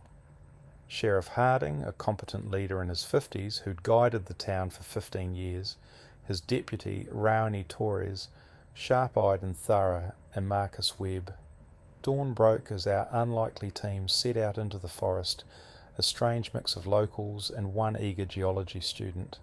Sheriff Harding gripped his service weapon, Ramon carried a first aid kit and flares, and Marcus had his portable radio gear strapped to a frame pack. We looked more like a search and rescue team than investigators tracking something that had fallen from the sky. The silence struck us immediately. Patricia, a high school science teacher who taught chemistry with infectious passion, was the first to notice. "This is wrong," she said quietly, adjusting her backpack. "I've been hiking these woods for 20 years. I've never heard it this quiet." She was right. The forest should have been alive with summer sounds. Woodpeckers hammering dead trees, wobblers and chickadees calling, crows echoing through the canopy. Instead, an unnatural stillness hung in the air. Gregory Marsh, a retired engineer who'd worked on missile systems, started analysing. "Animals sometimes respond to seismic activity," he suggested. Maybe whatever landed created a pressure wave that scared everything off. Marcus wasn't convinced.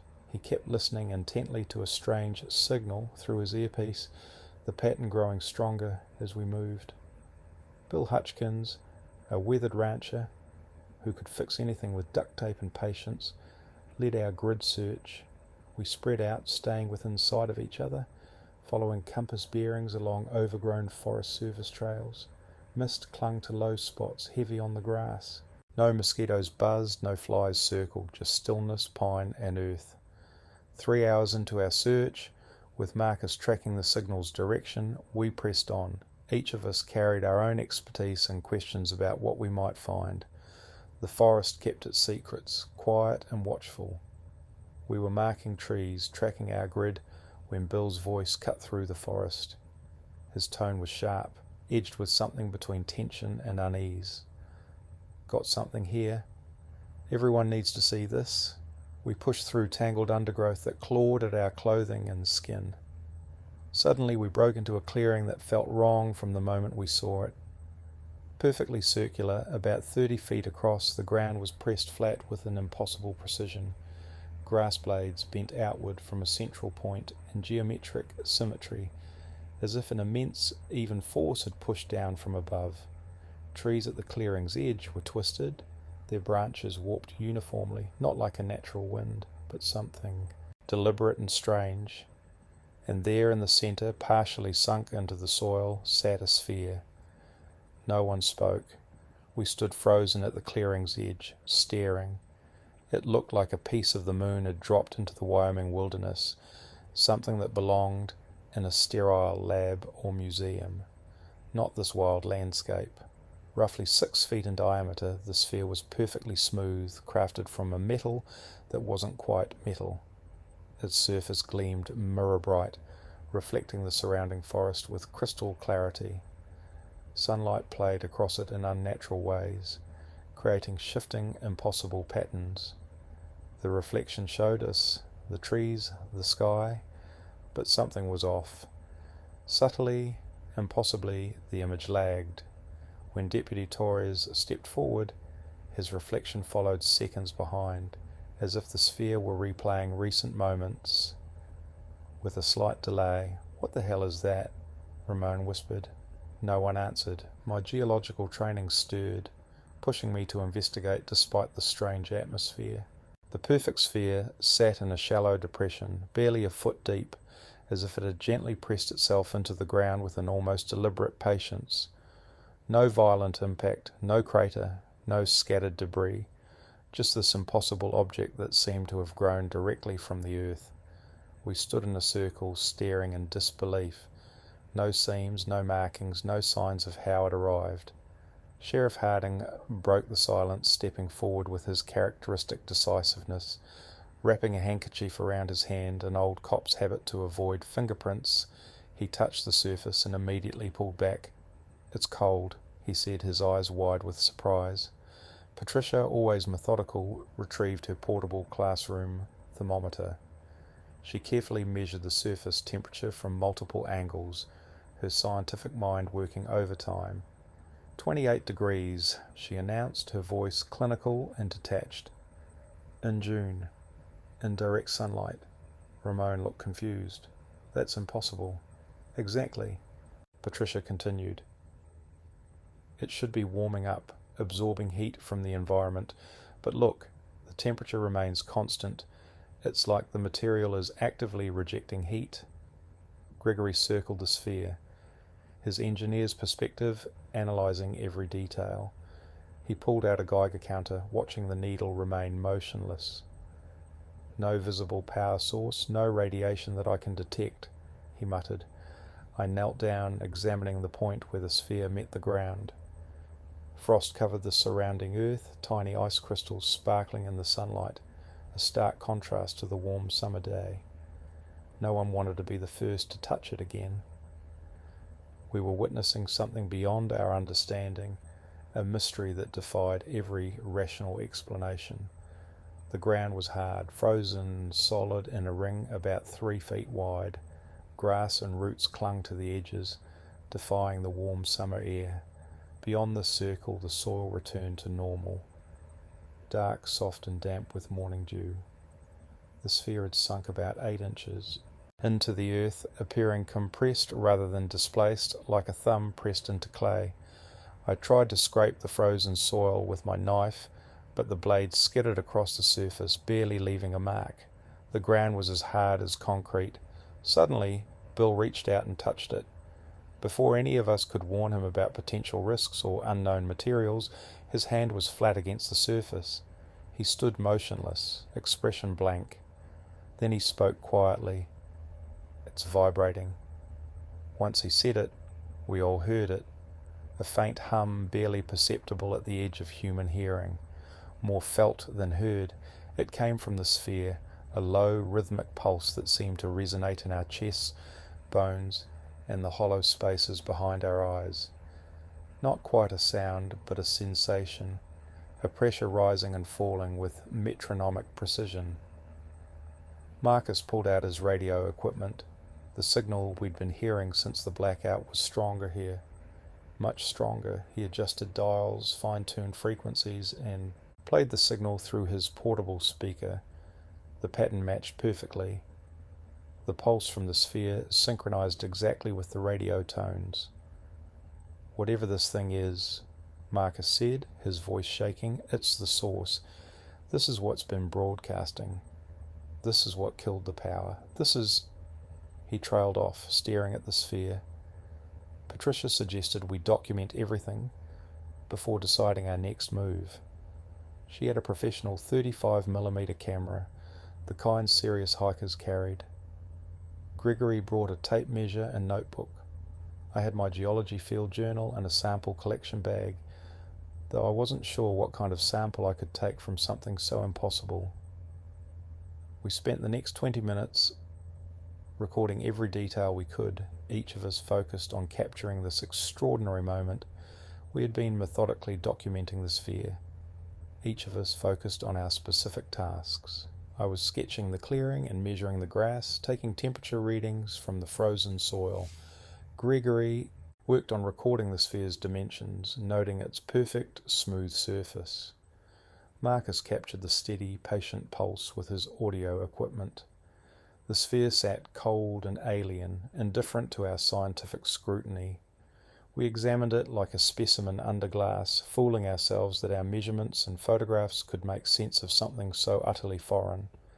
Then time slipped away. One moment I was crouched beside the sphere, documenting frost patterns in my field journal.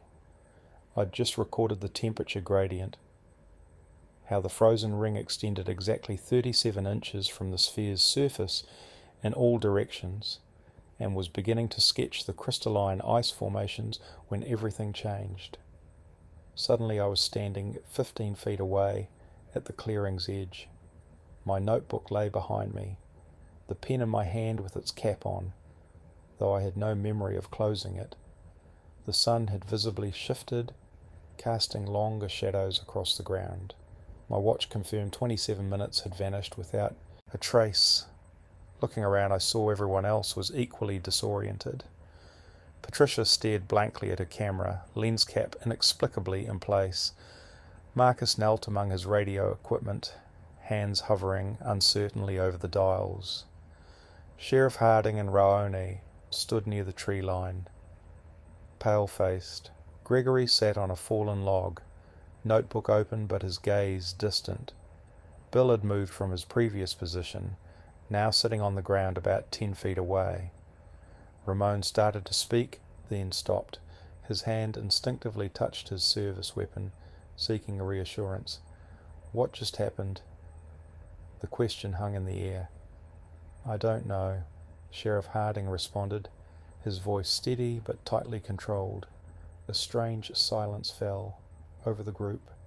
8 extra photos on Patricia's camera, taken without her memory.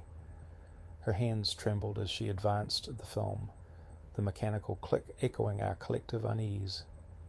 Bill remained near the sphere, sitting on the ground staring at his wrist. A perfect circular mark, red and raised like a brand, sat on his skin. It looked precise, almost stamped, yet he felt nothing when he touched it. I don't remember getting this, he said quietly. We compared our watches, all synchronized. The sun's position confirmed what seemed impossible. 27 minutes had vanished, completely erased, as if someone had spliced our timeline, cutting out a section with surgical precision. We knew we'd been active during those missing moments. Patricia took photographs, Marcus moved equipment, but the memory was gone. Gregory voiced what we were all thinking. This wasn't natural, not a meteorite, not a weather event, but something capable of manipulating human consciousness and memory. Sheriff Harding was unequivocal. We needed to leave immediately and report this to someone with more resources. No argument. The sphere represented something dangerous, something that had altered us and stolen our time. We marked its location, took final distance photographs, and hiked back to town quickly. None of us wanted to be near it again. The journey was silent, each of us lost in our own attempt to understand the incomprehensible, the moments we knew had happened but couldn't remember. The walk back took 2 hours. Silence hung heavy between us, interrupted only by the crunch of boots on dried leaves and the occasional snap of a branch. We kept looking over our shoulders, feeling exposed and watched. The forest had changed. It felt hostile, as if we'd violated some unspoken rule. When we returned to Devil's Hollow, the power was still out, but something was different.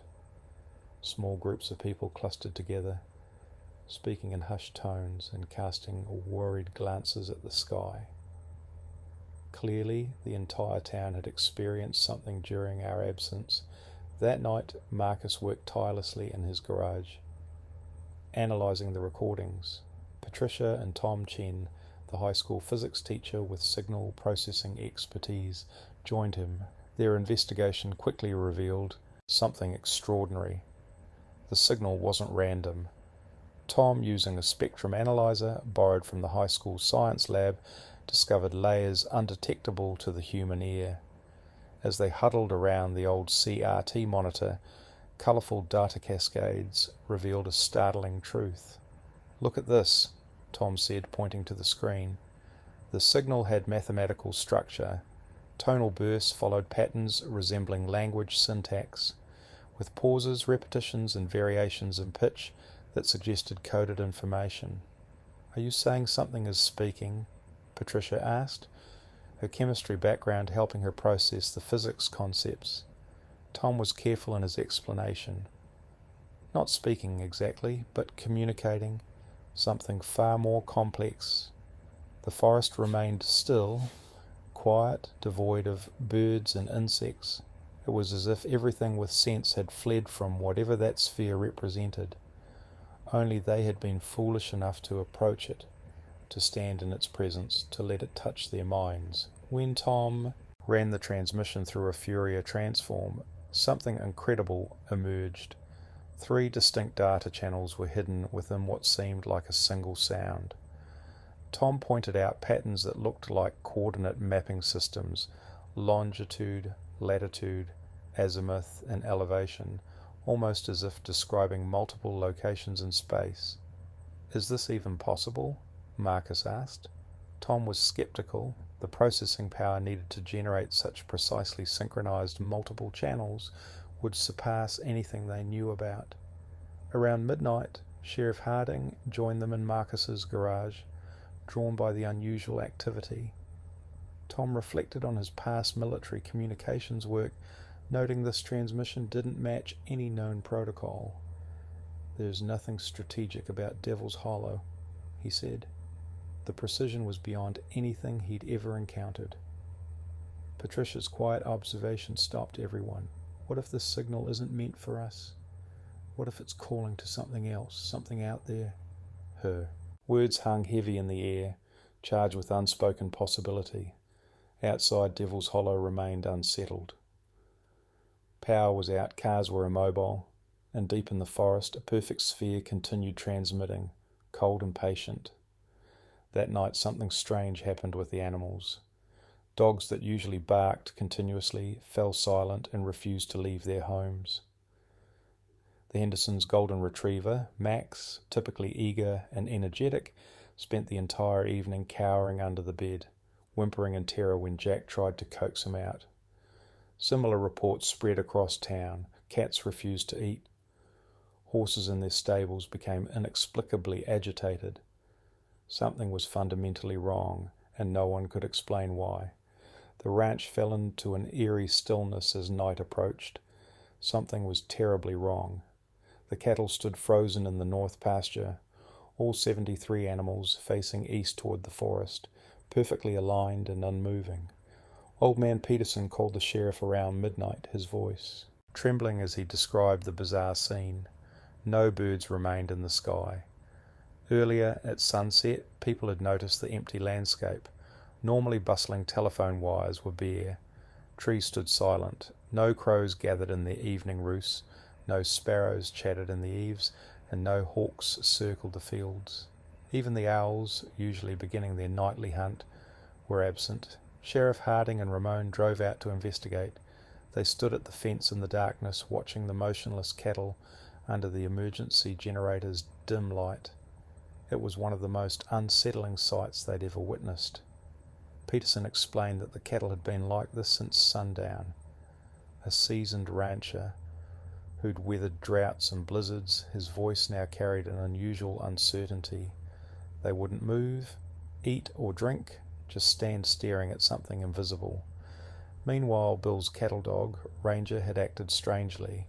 Typically sleeping on the porch, he'd scratched at the back door until leapt inside, then immediately crawled under the kitchen table and refused to move. That night, Peterson couldn't sleep. A humming he'd heard near the sphere echoed in his mind, deeper than sound.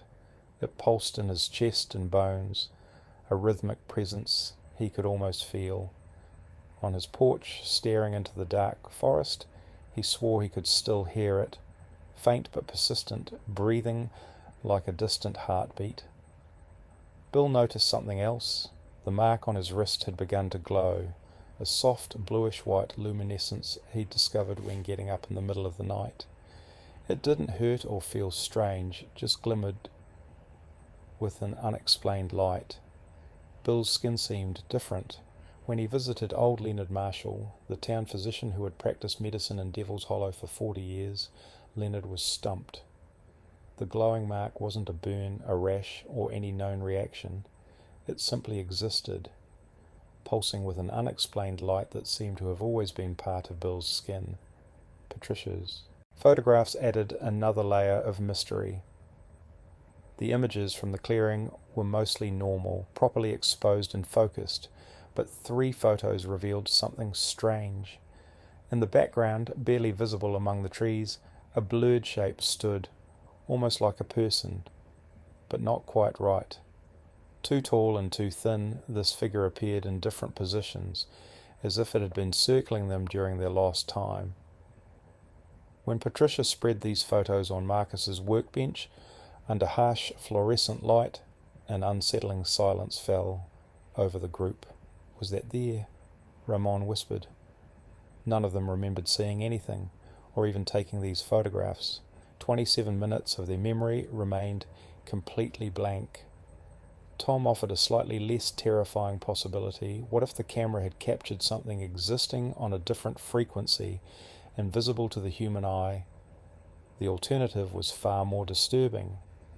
Something watching them while they stood frozen, completely unaware and stripped of their memories. 3 days after the blackout began, everything changed. At exactly 3 o'clock in the morning, power returned to Devil's Hollow. In an instant, every light blazed simultaneously. Bedroom lamps, street lights, the gas station's neon sign, diner exit signs. It was as if a master switch had been flipped. Car engines that had been dead suddenly roared to life in driveways, breaking the eerie silence that had gripped the town. The darkness broke suddenly, shattering 3 days of silence with an electric assault. Appliances roared to life, lights blazed, and the TV erupted with static. Everything that had been dormant for days now screamed with renewed energy. I jolted awake to my radio alarm blasting at maximum volume, my desk lamp burning my eyes, the overhead light transforming my room into a miniature sun. By dawn, normalcy had seemingly returned. Cars ran smoothly, phones worked. The mysterious signal that had dominated every frequency for 3 days had vanished without a trace, replaced by morning DJs, weather reports, and sports scores. It felt like a strange, shared dream. Except we knew better. We'd seen the sphere. We'd lost time. Evidence remained. Bill's wrist still glowed with a faint mark. Patricia's photographs captured a blurred figure in the trees. Marcus possessed hours of recordings, that endless mathematical pattern repeating relentlessly. The town's relief was palpable. Power meant refrigerators would work, food wouldn't spoil. The pharmacy could keep medications cold. Gas station pumps would function. People desperately wanted to believe it was over, that the strange 3 days when Devil's Hollow had been cut off from the world could be forgotten. But those of us who'd been to the clearing understood differently. The sphere remained, cold, patient, humming with an unsettling frequency.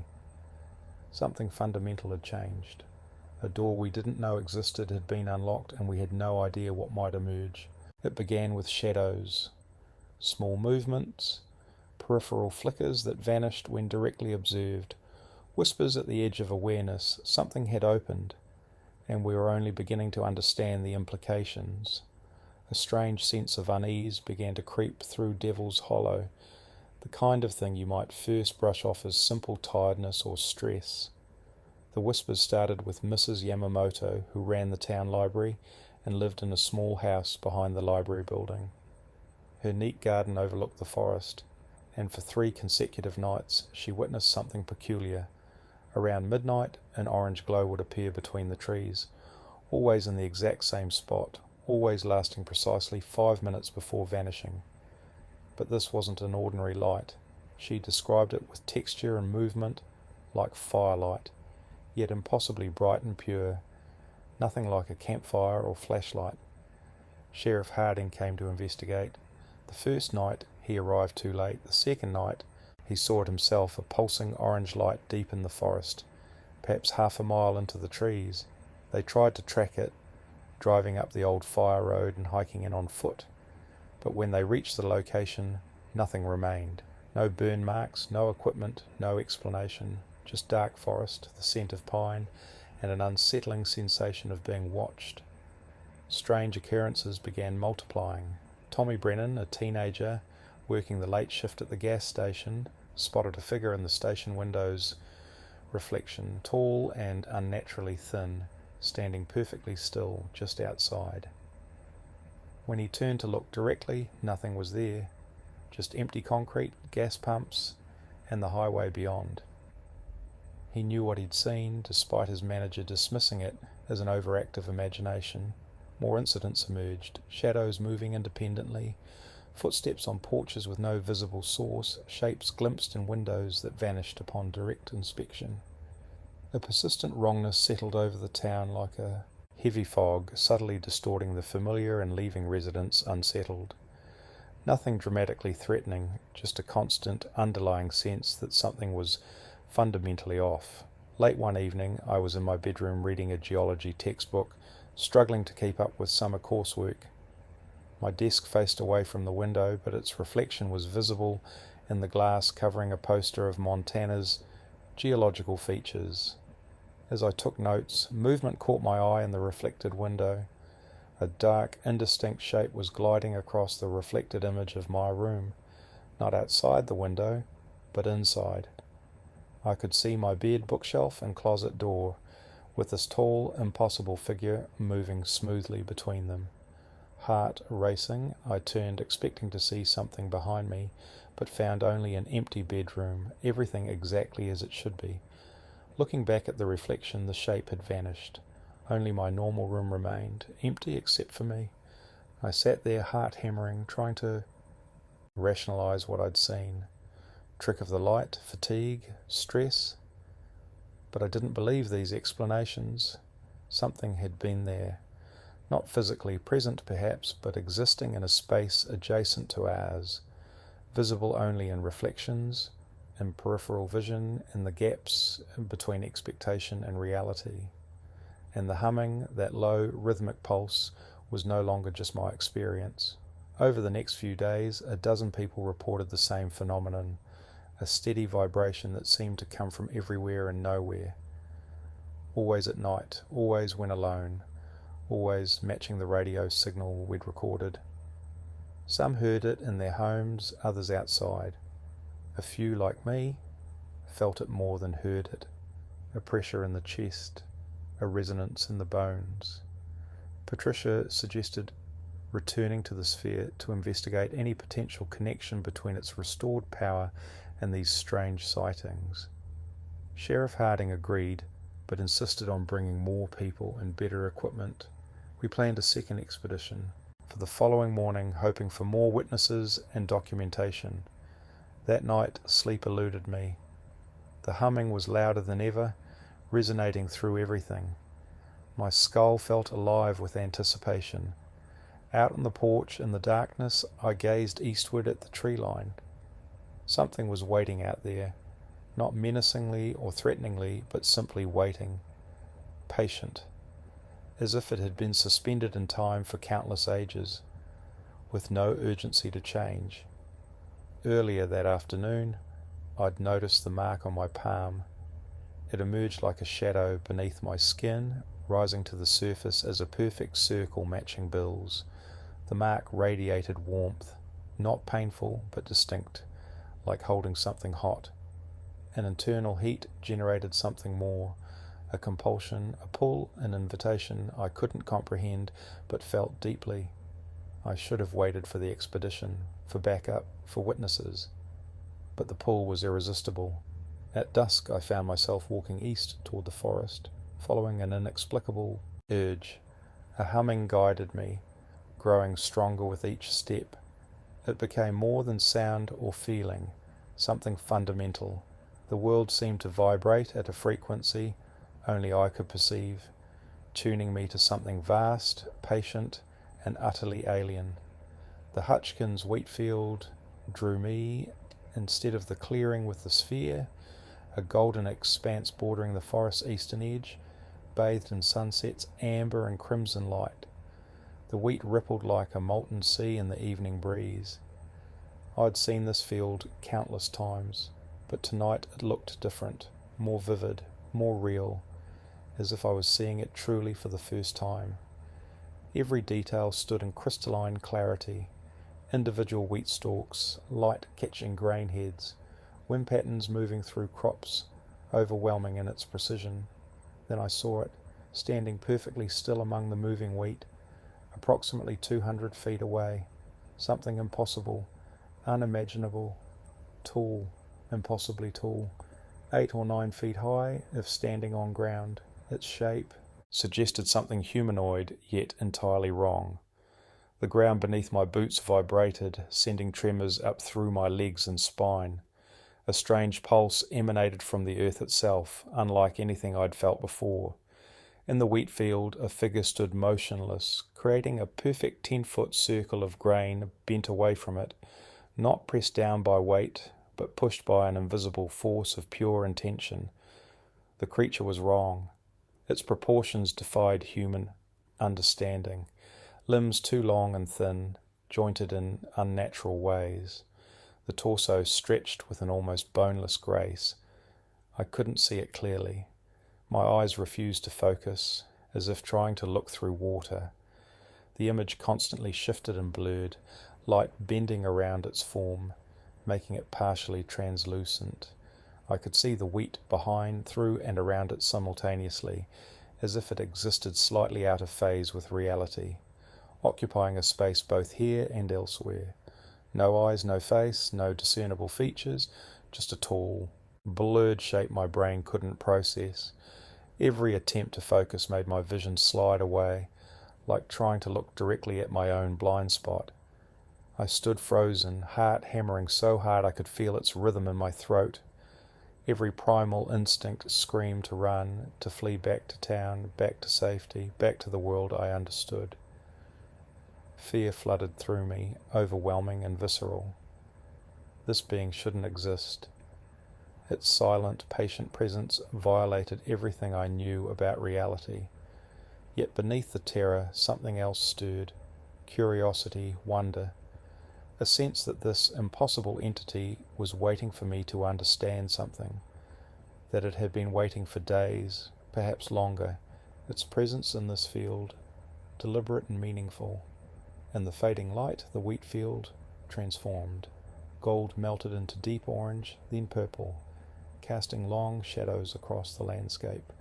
200 feet away, a being from somewhere else stood motionless, connected to me by something beyond words.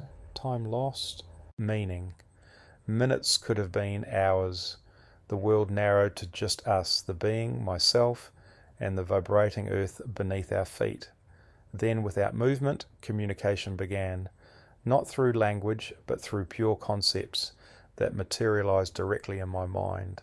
The first concept was waiting, an immense patient waiting that stretched across unimaginable scales of time, a watchfulness seeking specific recognition.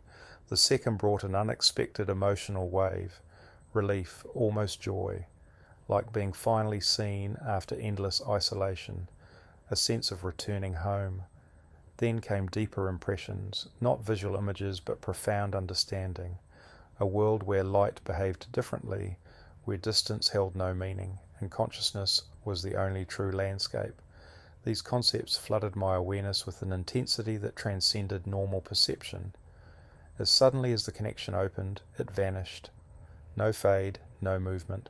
One moment the being existed, the next empty field. The wheat sprang, back vibrations ceased. The humming faded to a whisper. I stood gasping, legs weak, vision blurry, tears streaming down my face. My reaction was instinctive. I ran, through twilight, stumbling, mind racing. I'd experienced something extraordinary. Direct contact with a conscious entity that had reached across unimaginable distances to touch my mind with gentle, patient intention. Not a signal, not a distant presence, but something alive, something real, something I wasn't yet ready to explain to anyone. I locked my door and sat in the dark bedroom, my body shaking. The mark on my palm glowed brightly, pulsing in sync with my heartbeat. 3 concepts echoed in my mind: waiting, recognition, home. That night's experience transcended a typical dream. It felt like an intentional message, delivered through the only channel my mind could comprehend. I stood in the liquid substance, waist deep, not drowning. This wasn't water, it was thicker, heavier, with an inner luminescence that softly illuminated the surrounding space. My legs were visible beneath the surface, distorted but present, surrounded by gentle currents that moved without wind. Above me, the sky defied traditional understanding. Swirling colour clouds moved with mathematical precision, creating patterns both painful and impossibly beautiful. Fractals existed in dimensions beyond perception. Geometric shapes folded impossibly, violating known spatial rules. Colours without names merged between sound, light and texture. The humming resonated, not painful, but musical. It felt like the fundamental frequency of existence, the sound holding reality's seams together. Suddenly my perspective shifted. I moved through space effortlessly, as if distance were a choice rather than a limitation. Star maps unfurled before me like navigation charts. Unfamiliar constellations sprawled across my vision. Binary stars spiraled tightly. Nebulae birthed new suns from dust and gas. Planets materialized, a world with light catching ice and dust rings, a cracked moon with temporary frozen oceans, a gas giant hosting millennia-old storms large enough to engulf Earth, and everywhere that persistent underlying sensation. A humming rhythm had followed me since the blackout, but in this dream or vision, the sound became a complex harmony. Different voices wove together in an endless song, each part distinct yet connected. The scene shifted, metal walls stretched before me, smooth and seamless, extending infinitely in both directions. These weren't just walls, they were alive, pulsing with light. Patterns moved across their surface like neural impulses, transforming surfaces into landscapes of thought and potential.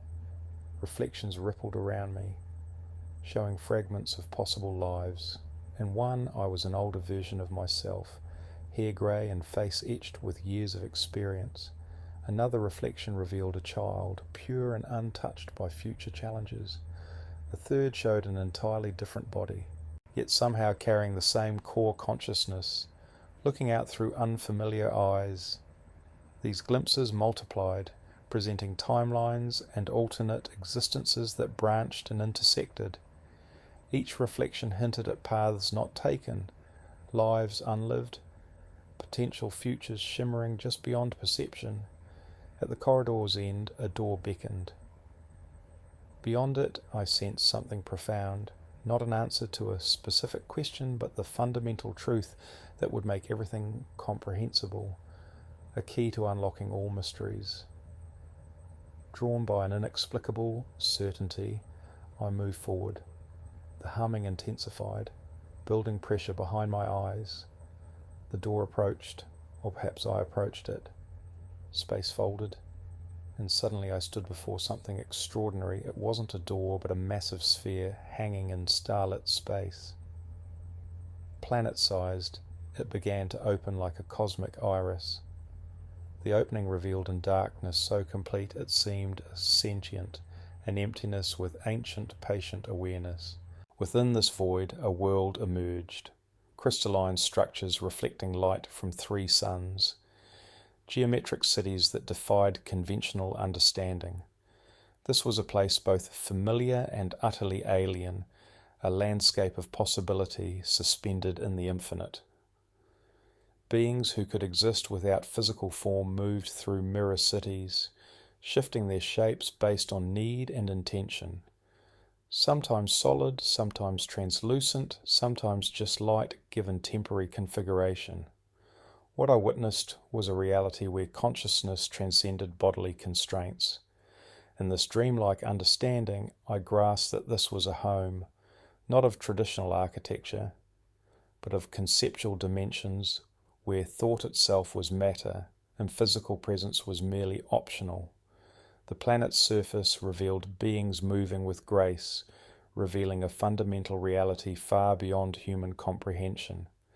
Among these beings was the figure from the wheat field, now home whole, where it belonged. The sphere I'd encountered was not a spacecraft but an emergency beacon, a desperate signal of crisis. This being had crashed stranded far from its civilization, broadcasting across light years, waiting for rescue from a distant home. The dream concluded with a profound image, the sphere opening, revealing purpose instead of emptiness. Inside, the tall figure waited with infinite patience, longing to return, hoping someone would understand its profound isolation. I awoke violently, sheets tangled, sweat-soaked, with copper taste in my mouth and blood streaming from my nose. Turning on the bedside lamp, I surveyed a room that seemed normal yet felt fundamentally altered. Something had been etched into my consciousness, irreversibly changing my perception. In the bathroom mirror, my reflection looked different. My eyes appeared more aware, as if emerging from a lifelong dream into a broader reality. Then I saw it, pressed into my palm, glowing under harsh, fluorescent light, a perfect raised red circle, identical to the mark on Bill's wrist. The mark on my skin was different, warmer, more alive. Light seemed to radiate from beneath, pulsing with an inner energy. My rational mind struggled to process what had happened, but deep down I understood the truth. This encounter wasn't physical. Something immense and alien had reached across unimaginable distances to touch my mind, not my body. Writing became my lifeline that night. I sat at my desk, documenting every fragment of the experience in my field journal. Details poured out, sensations, images, concepts that defied ordinary language. My hand cramped, but I couldn't stop. Each word was a desperate attempt to preserve the memory before my logical self could dismiss it as a mere dream. Dawn arrived slowly, grey light seeping through the window and washing my room in uncertain shades. By the time sunlight broke through, ordinary and bright, I was still writing, still trying to capture something profound and inexplicable. By morning, the entire town was buzzing. We who had been part of the original search party were all marked. Bill's wrist glowed steadily like a nightlight. My palm pulsed with my heartbeat. Patricia discovered a mark on her ankle. Marcus found one behind his ear. Gregory's appeared on his forearm. We were connected, branded by our proximity to something beyond understanding. The sphere itself was transforming. Tom Chen had established a remote observation post in the clearing, with a weatherproof camera on a tripod connected to a timer and battery pack.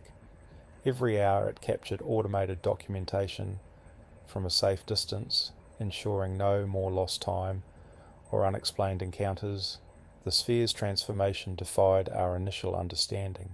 What started as an unremarkable metallic object in the forest was now a pulsing enigma. Photographs from the first 3 days revealed a progression that stunned us, from a cold, reflective surface to an object blazing with an otherworldly blue light. The ground around the sphere told its own story. Frost spread in a perfect circle, expanding 20 feet from its centre. But this was no ordinary frost. The soil was crystallizing into intricate geometric patterns resembling complex circuitry. These fractal networks extended deeper into the earth with each passing hour, like a living microprocessor awakening from dormancy. Audio recordings captured the sphere's evolving communication. What began as a simple rhythmic pulse had transformed into a layered multi-frequency transmission. The vibration grew so intense that it now resonated without equipment, a steady hum that made tree branches tremble and caused ripples across Copper Lake's surface, despite the absence of wind. The surrounding wildlife had retreated entirely.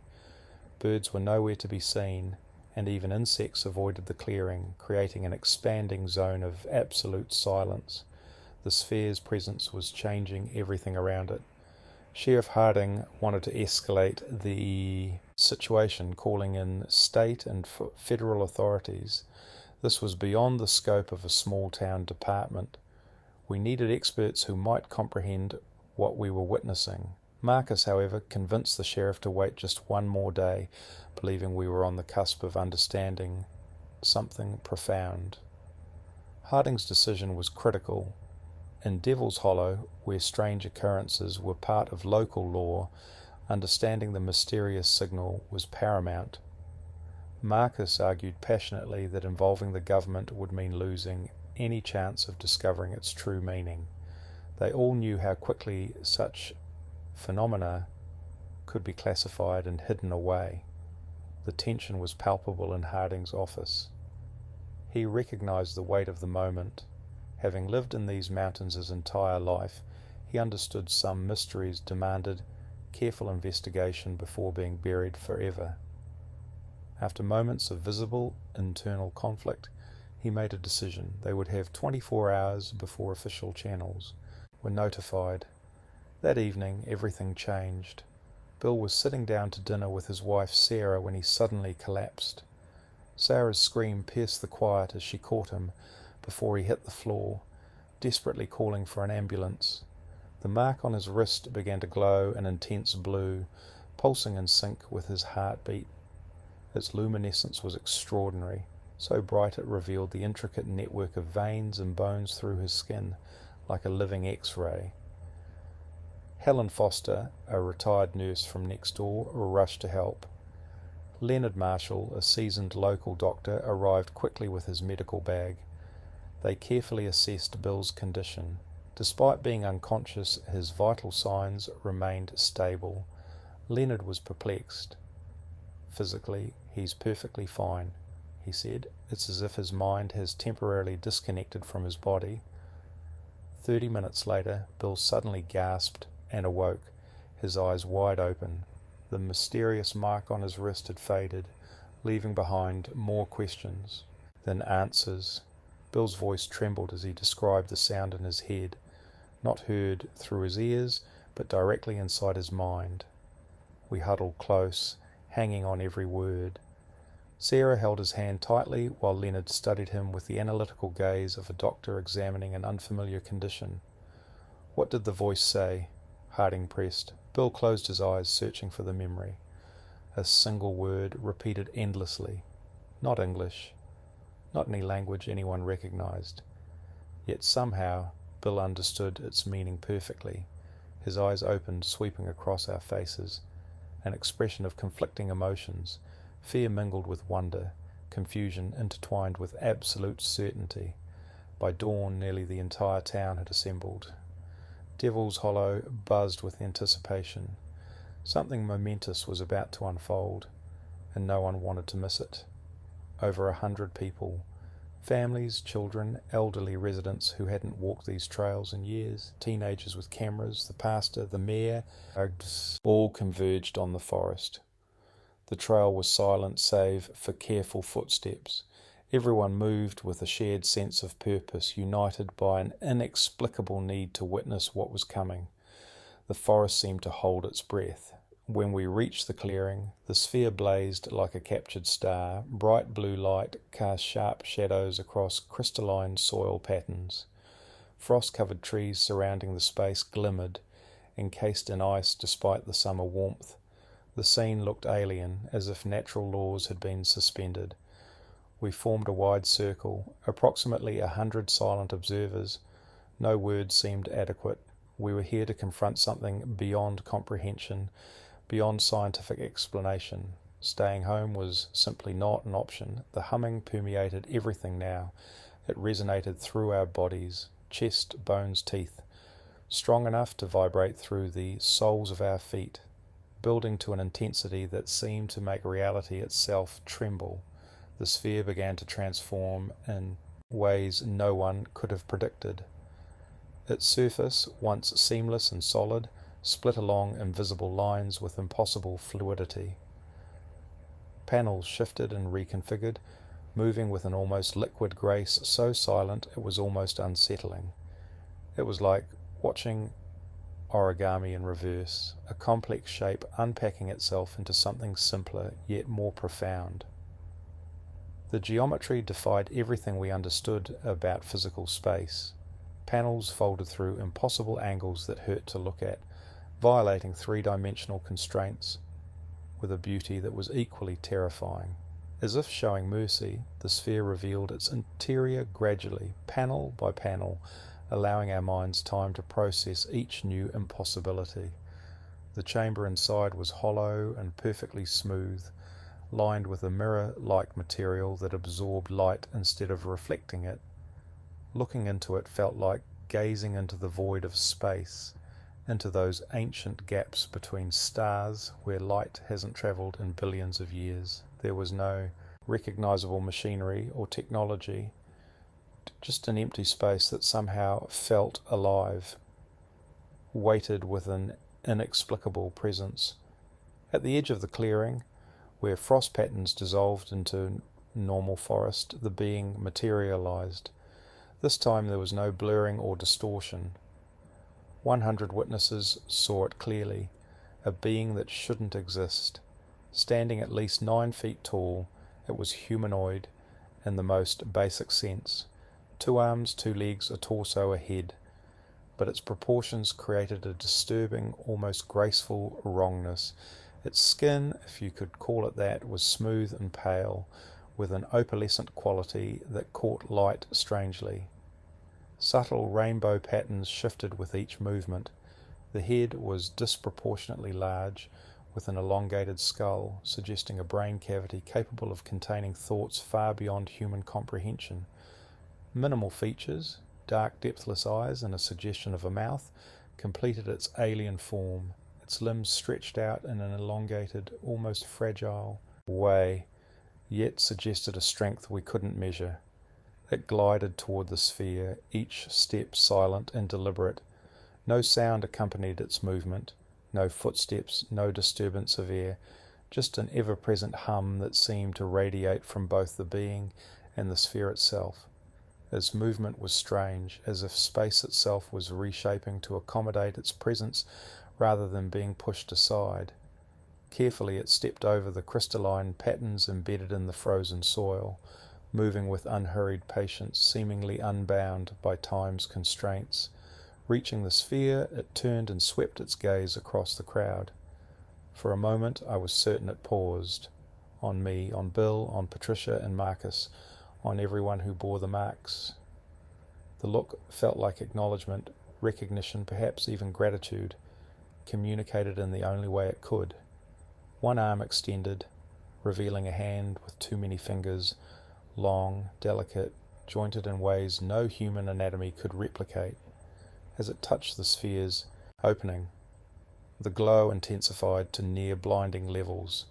In that instant, understanding flooded our minds, not through words, but through a gentle, deliberate placement of knowledge. The sphere wasn't a craft or a means of transportation. It was a rescue pod, an emergency beacon. This being had crashed, stranded far from home, separated from everything familiar.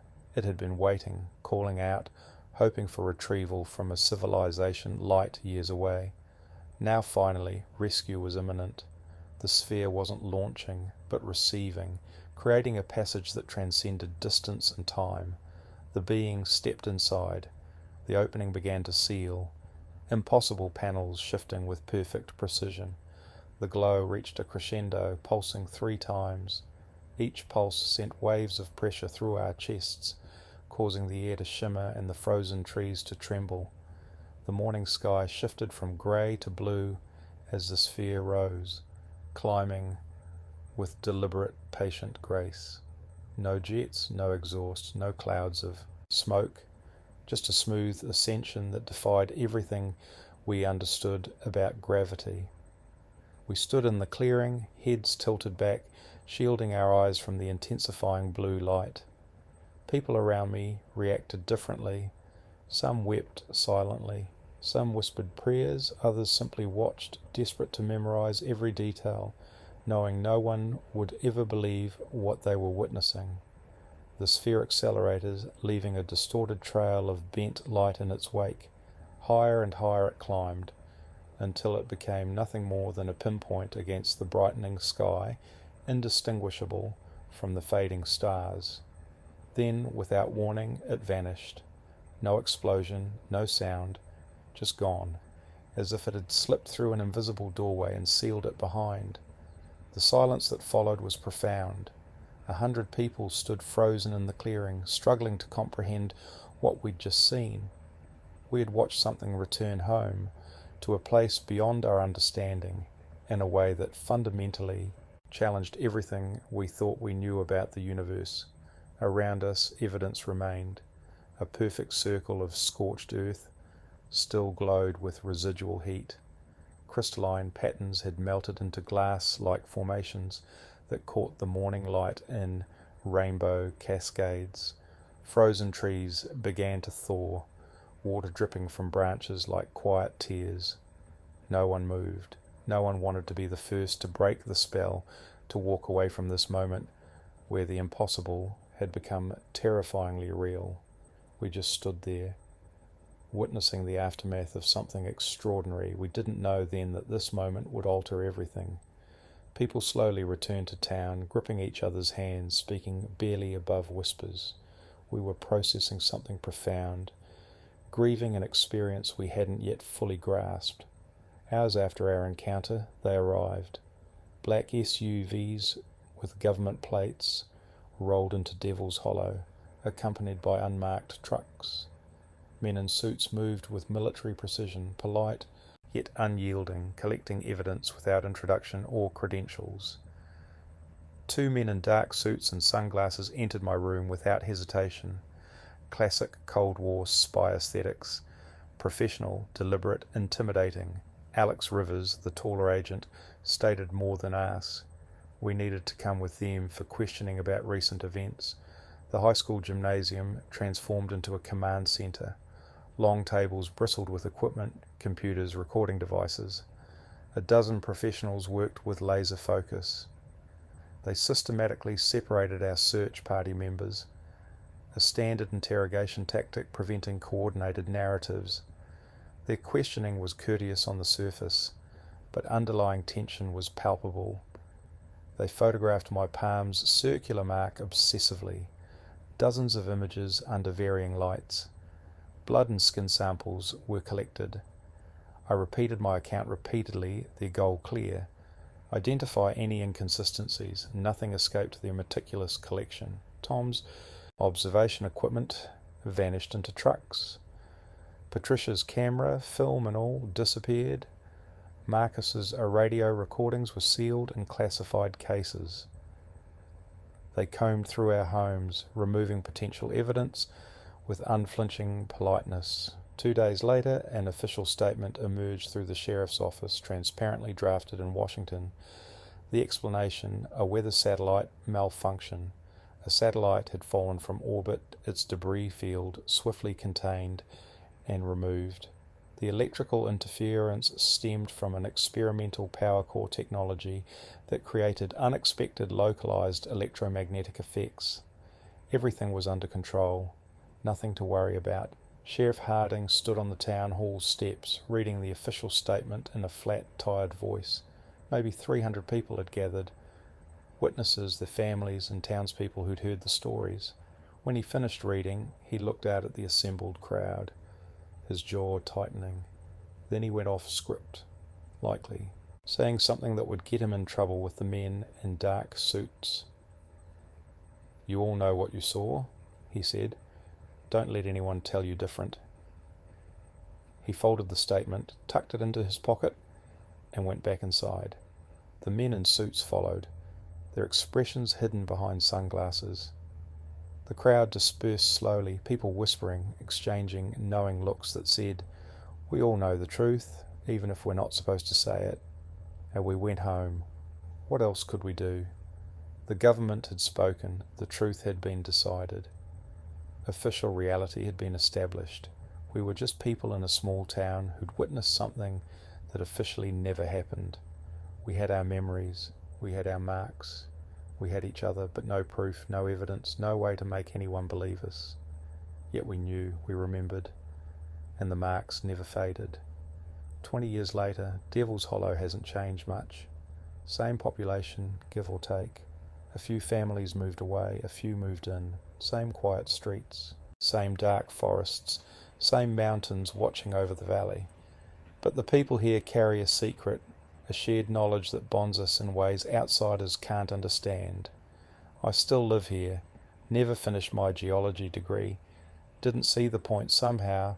After all, what could science explain about what we experienced? The statement explained everything and nothing. Weather satellites don't create perfect spheres, don't generate mathematical patterns on every radio frequency, don't leave marks on people's skin, don't ascend back into space in complete silence. But the statement sounded plausible, full of technical jargon that seemed convincing to anyone who hadn't been there. I run the hardware store now, took it over when the previous owner retired. It's a quiet life, simple. I sell nails and hammers and paint, help people fix their plumbing, and give advice on home repairs. But this wasn't always my plan. After a summer that changed everything, college seemed small and limited. The vise mark on my palm never faded, a faint circle most people wouldn't notice unless I pointed it out. Bill has his on the wrist, Patricia's is on her ankle, and Marcus's is hidden behind his ear. Even Gregory, who passed away 5 years ago from a sudden stroke, had his visible on his forearm at the funeral. Permanent, indelible proof of contact that outlasted the man who carried it. We don't talk about it much. A look, a nod, an understanding that needs no words. We're the marked ones, the witnesses who stood in that clearing and watched someone go home. The mark does something strange. It pulses with a faint warmth that comes and goes. I've noticed it happens before storms, about 6 hours before clouds arrive from the west. It's uncanny, reliable, better than any weather report. Patricia confirms the same experience. Leonard Marshall studied it extensively before retiring, taking dozens of tests. He found nothing unusual about the tissue itself, but the mark remains, pulsing with its mysterious signal. Every few years Marcus picks up something on his ham radio, just for a few seconds. A rhythmic pattern of tonal bursts appears without warning, flooding every frequency before disappearing quickly, never long enough to record or analyze, just a brief greeting from something vast and distant. The last time was 3 months ago in the middle of the night. I woke up suddenly, my mark pulsing warm against my palm. The phone was ringing. You've seen proof that reality is larger and stranger than any textbook can capture, and we are the living testament to that truth. He called me, his voice trembling with excitement. Just 10 seconds long, but the pattern was exactly the same. We huddled in his garage, headphones on, listening to the recording he'd captured. Those 10 seconds held a mathematical precision, a patient signal reaching across light years. Something remembered a small Wyoming town where help was once given. We don't know if it's a message, a greeting, a warning, or just cosmic noise that sounds meaningful to believers, but we choose to believe it means something.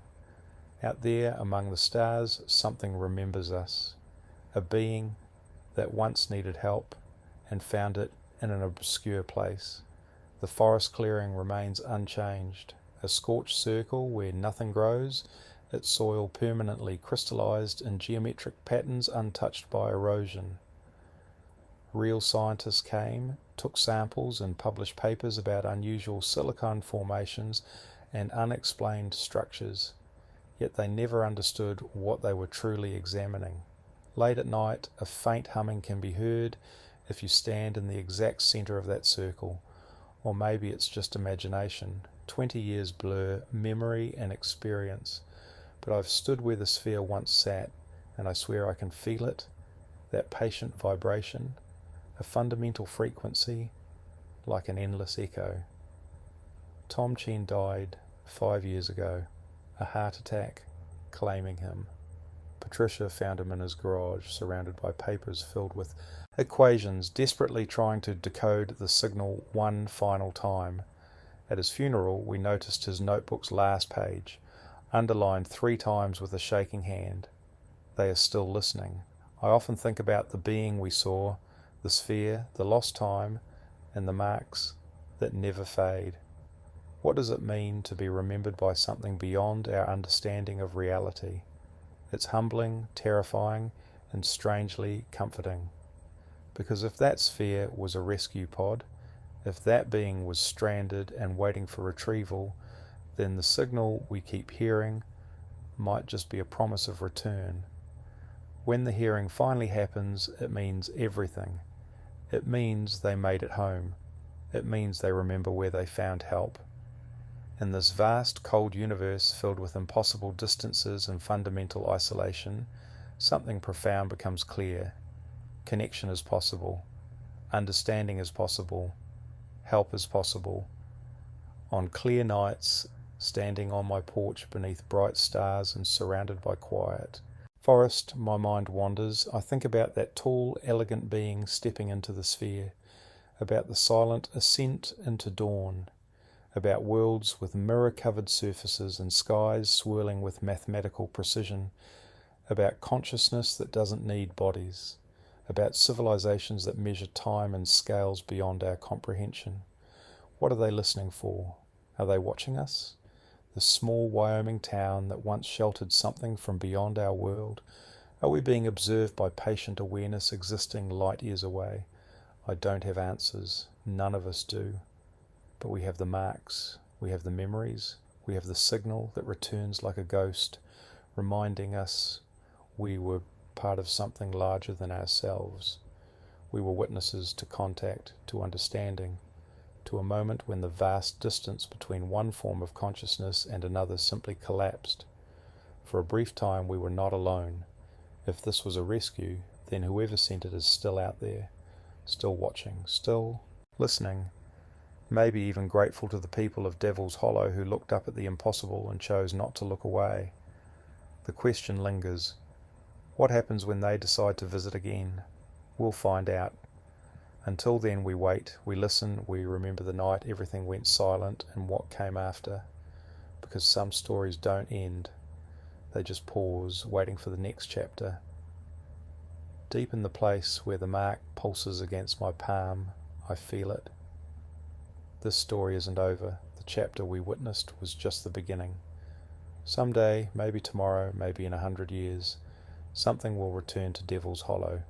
Something will remember us, something will come back, and when it does, we'll be ready, we'll be watching, we'll be waiting. Because once you've been marked by the stars, once you've had your mind touched by consciousness from another world, everything changes. The sky remains a constant companion, always watched, always listened to. The signal from that patient lingers, a whisper just beyond comprehension. Those moments of encountering something immense, older than time itself, something so foreign, yet somehow acknowledging your existence, they remain etched within you. These experiences leave indelible marks, deeper than any physical scar. The memories stay sharp, never softening or blurring with the passage of time. This narrative isn't truly concluded. Instead, it hovers in a state of suspended anticipation. Like us, like them, it waits, patient and expectant, for the next unfolding moment, the next revelation that will continue the story.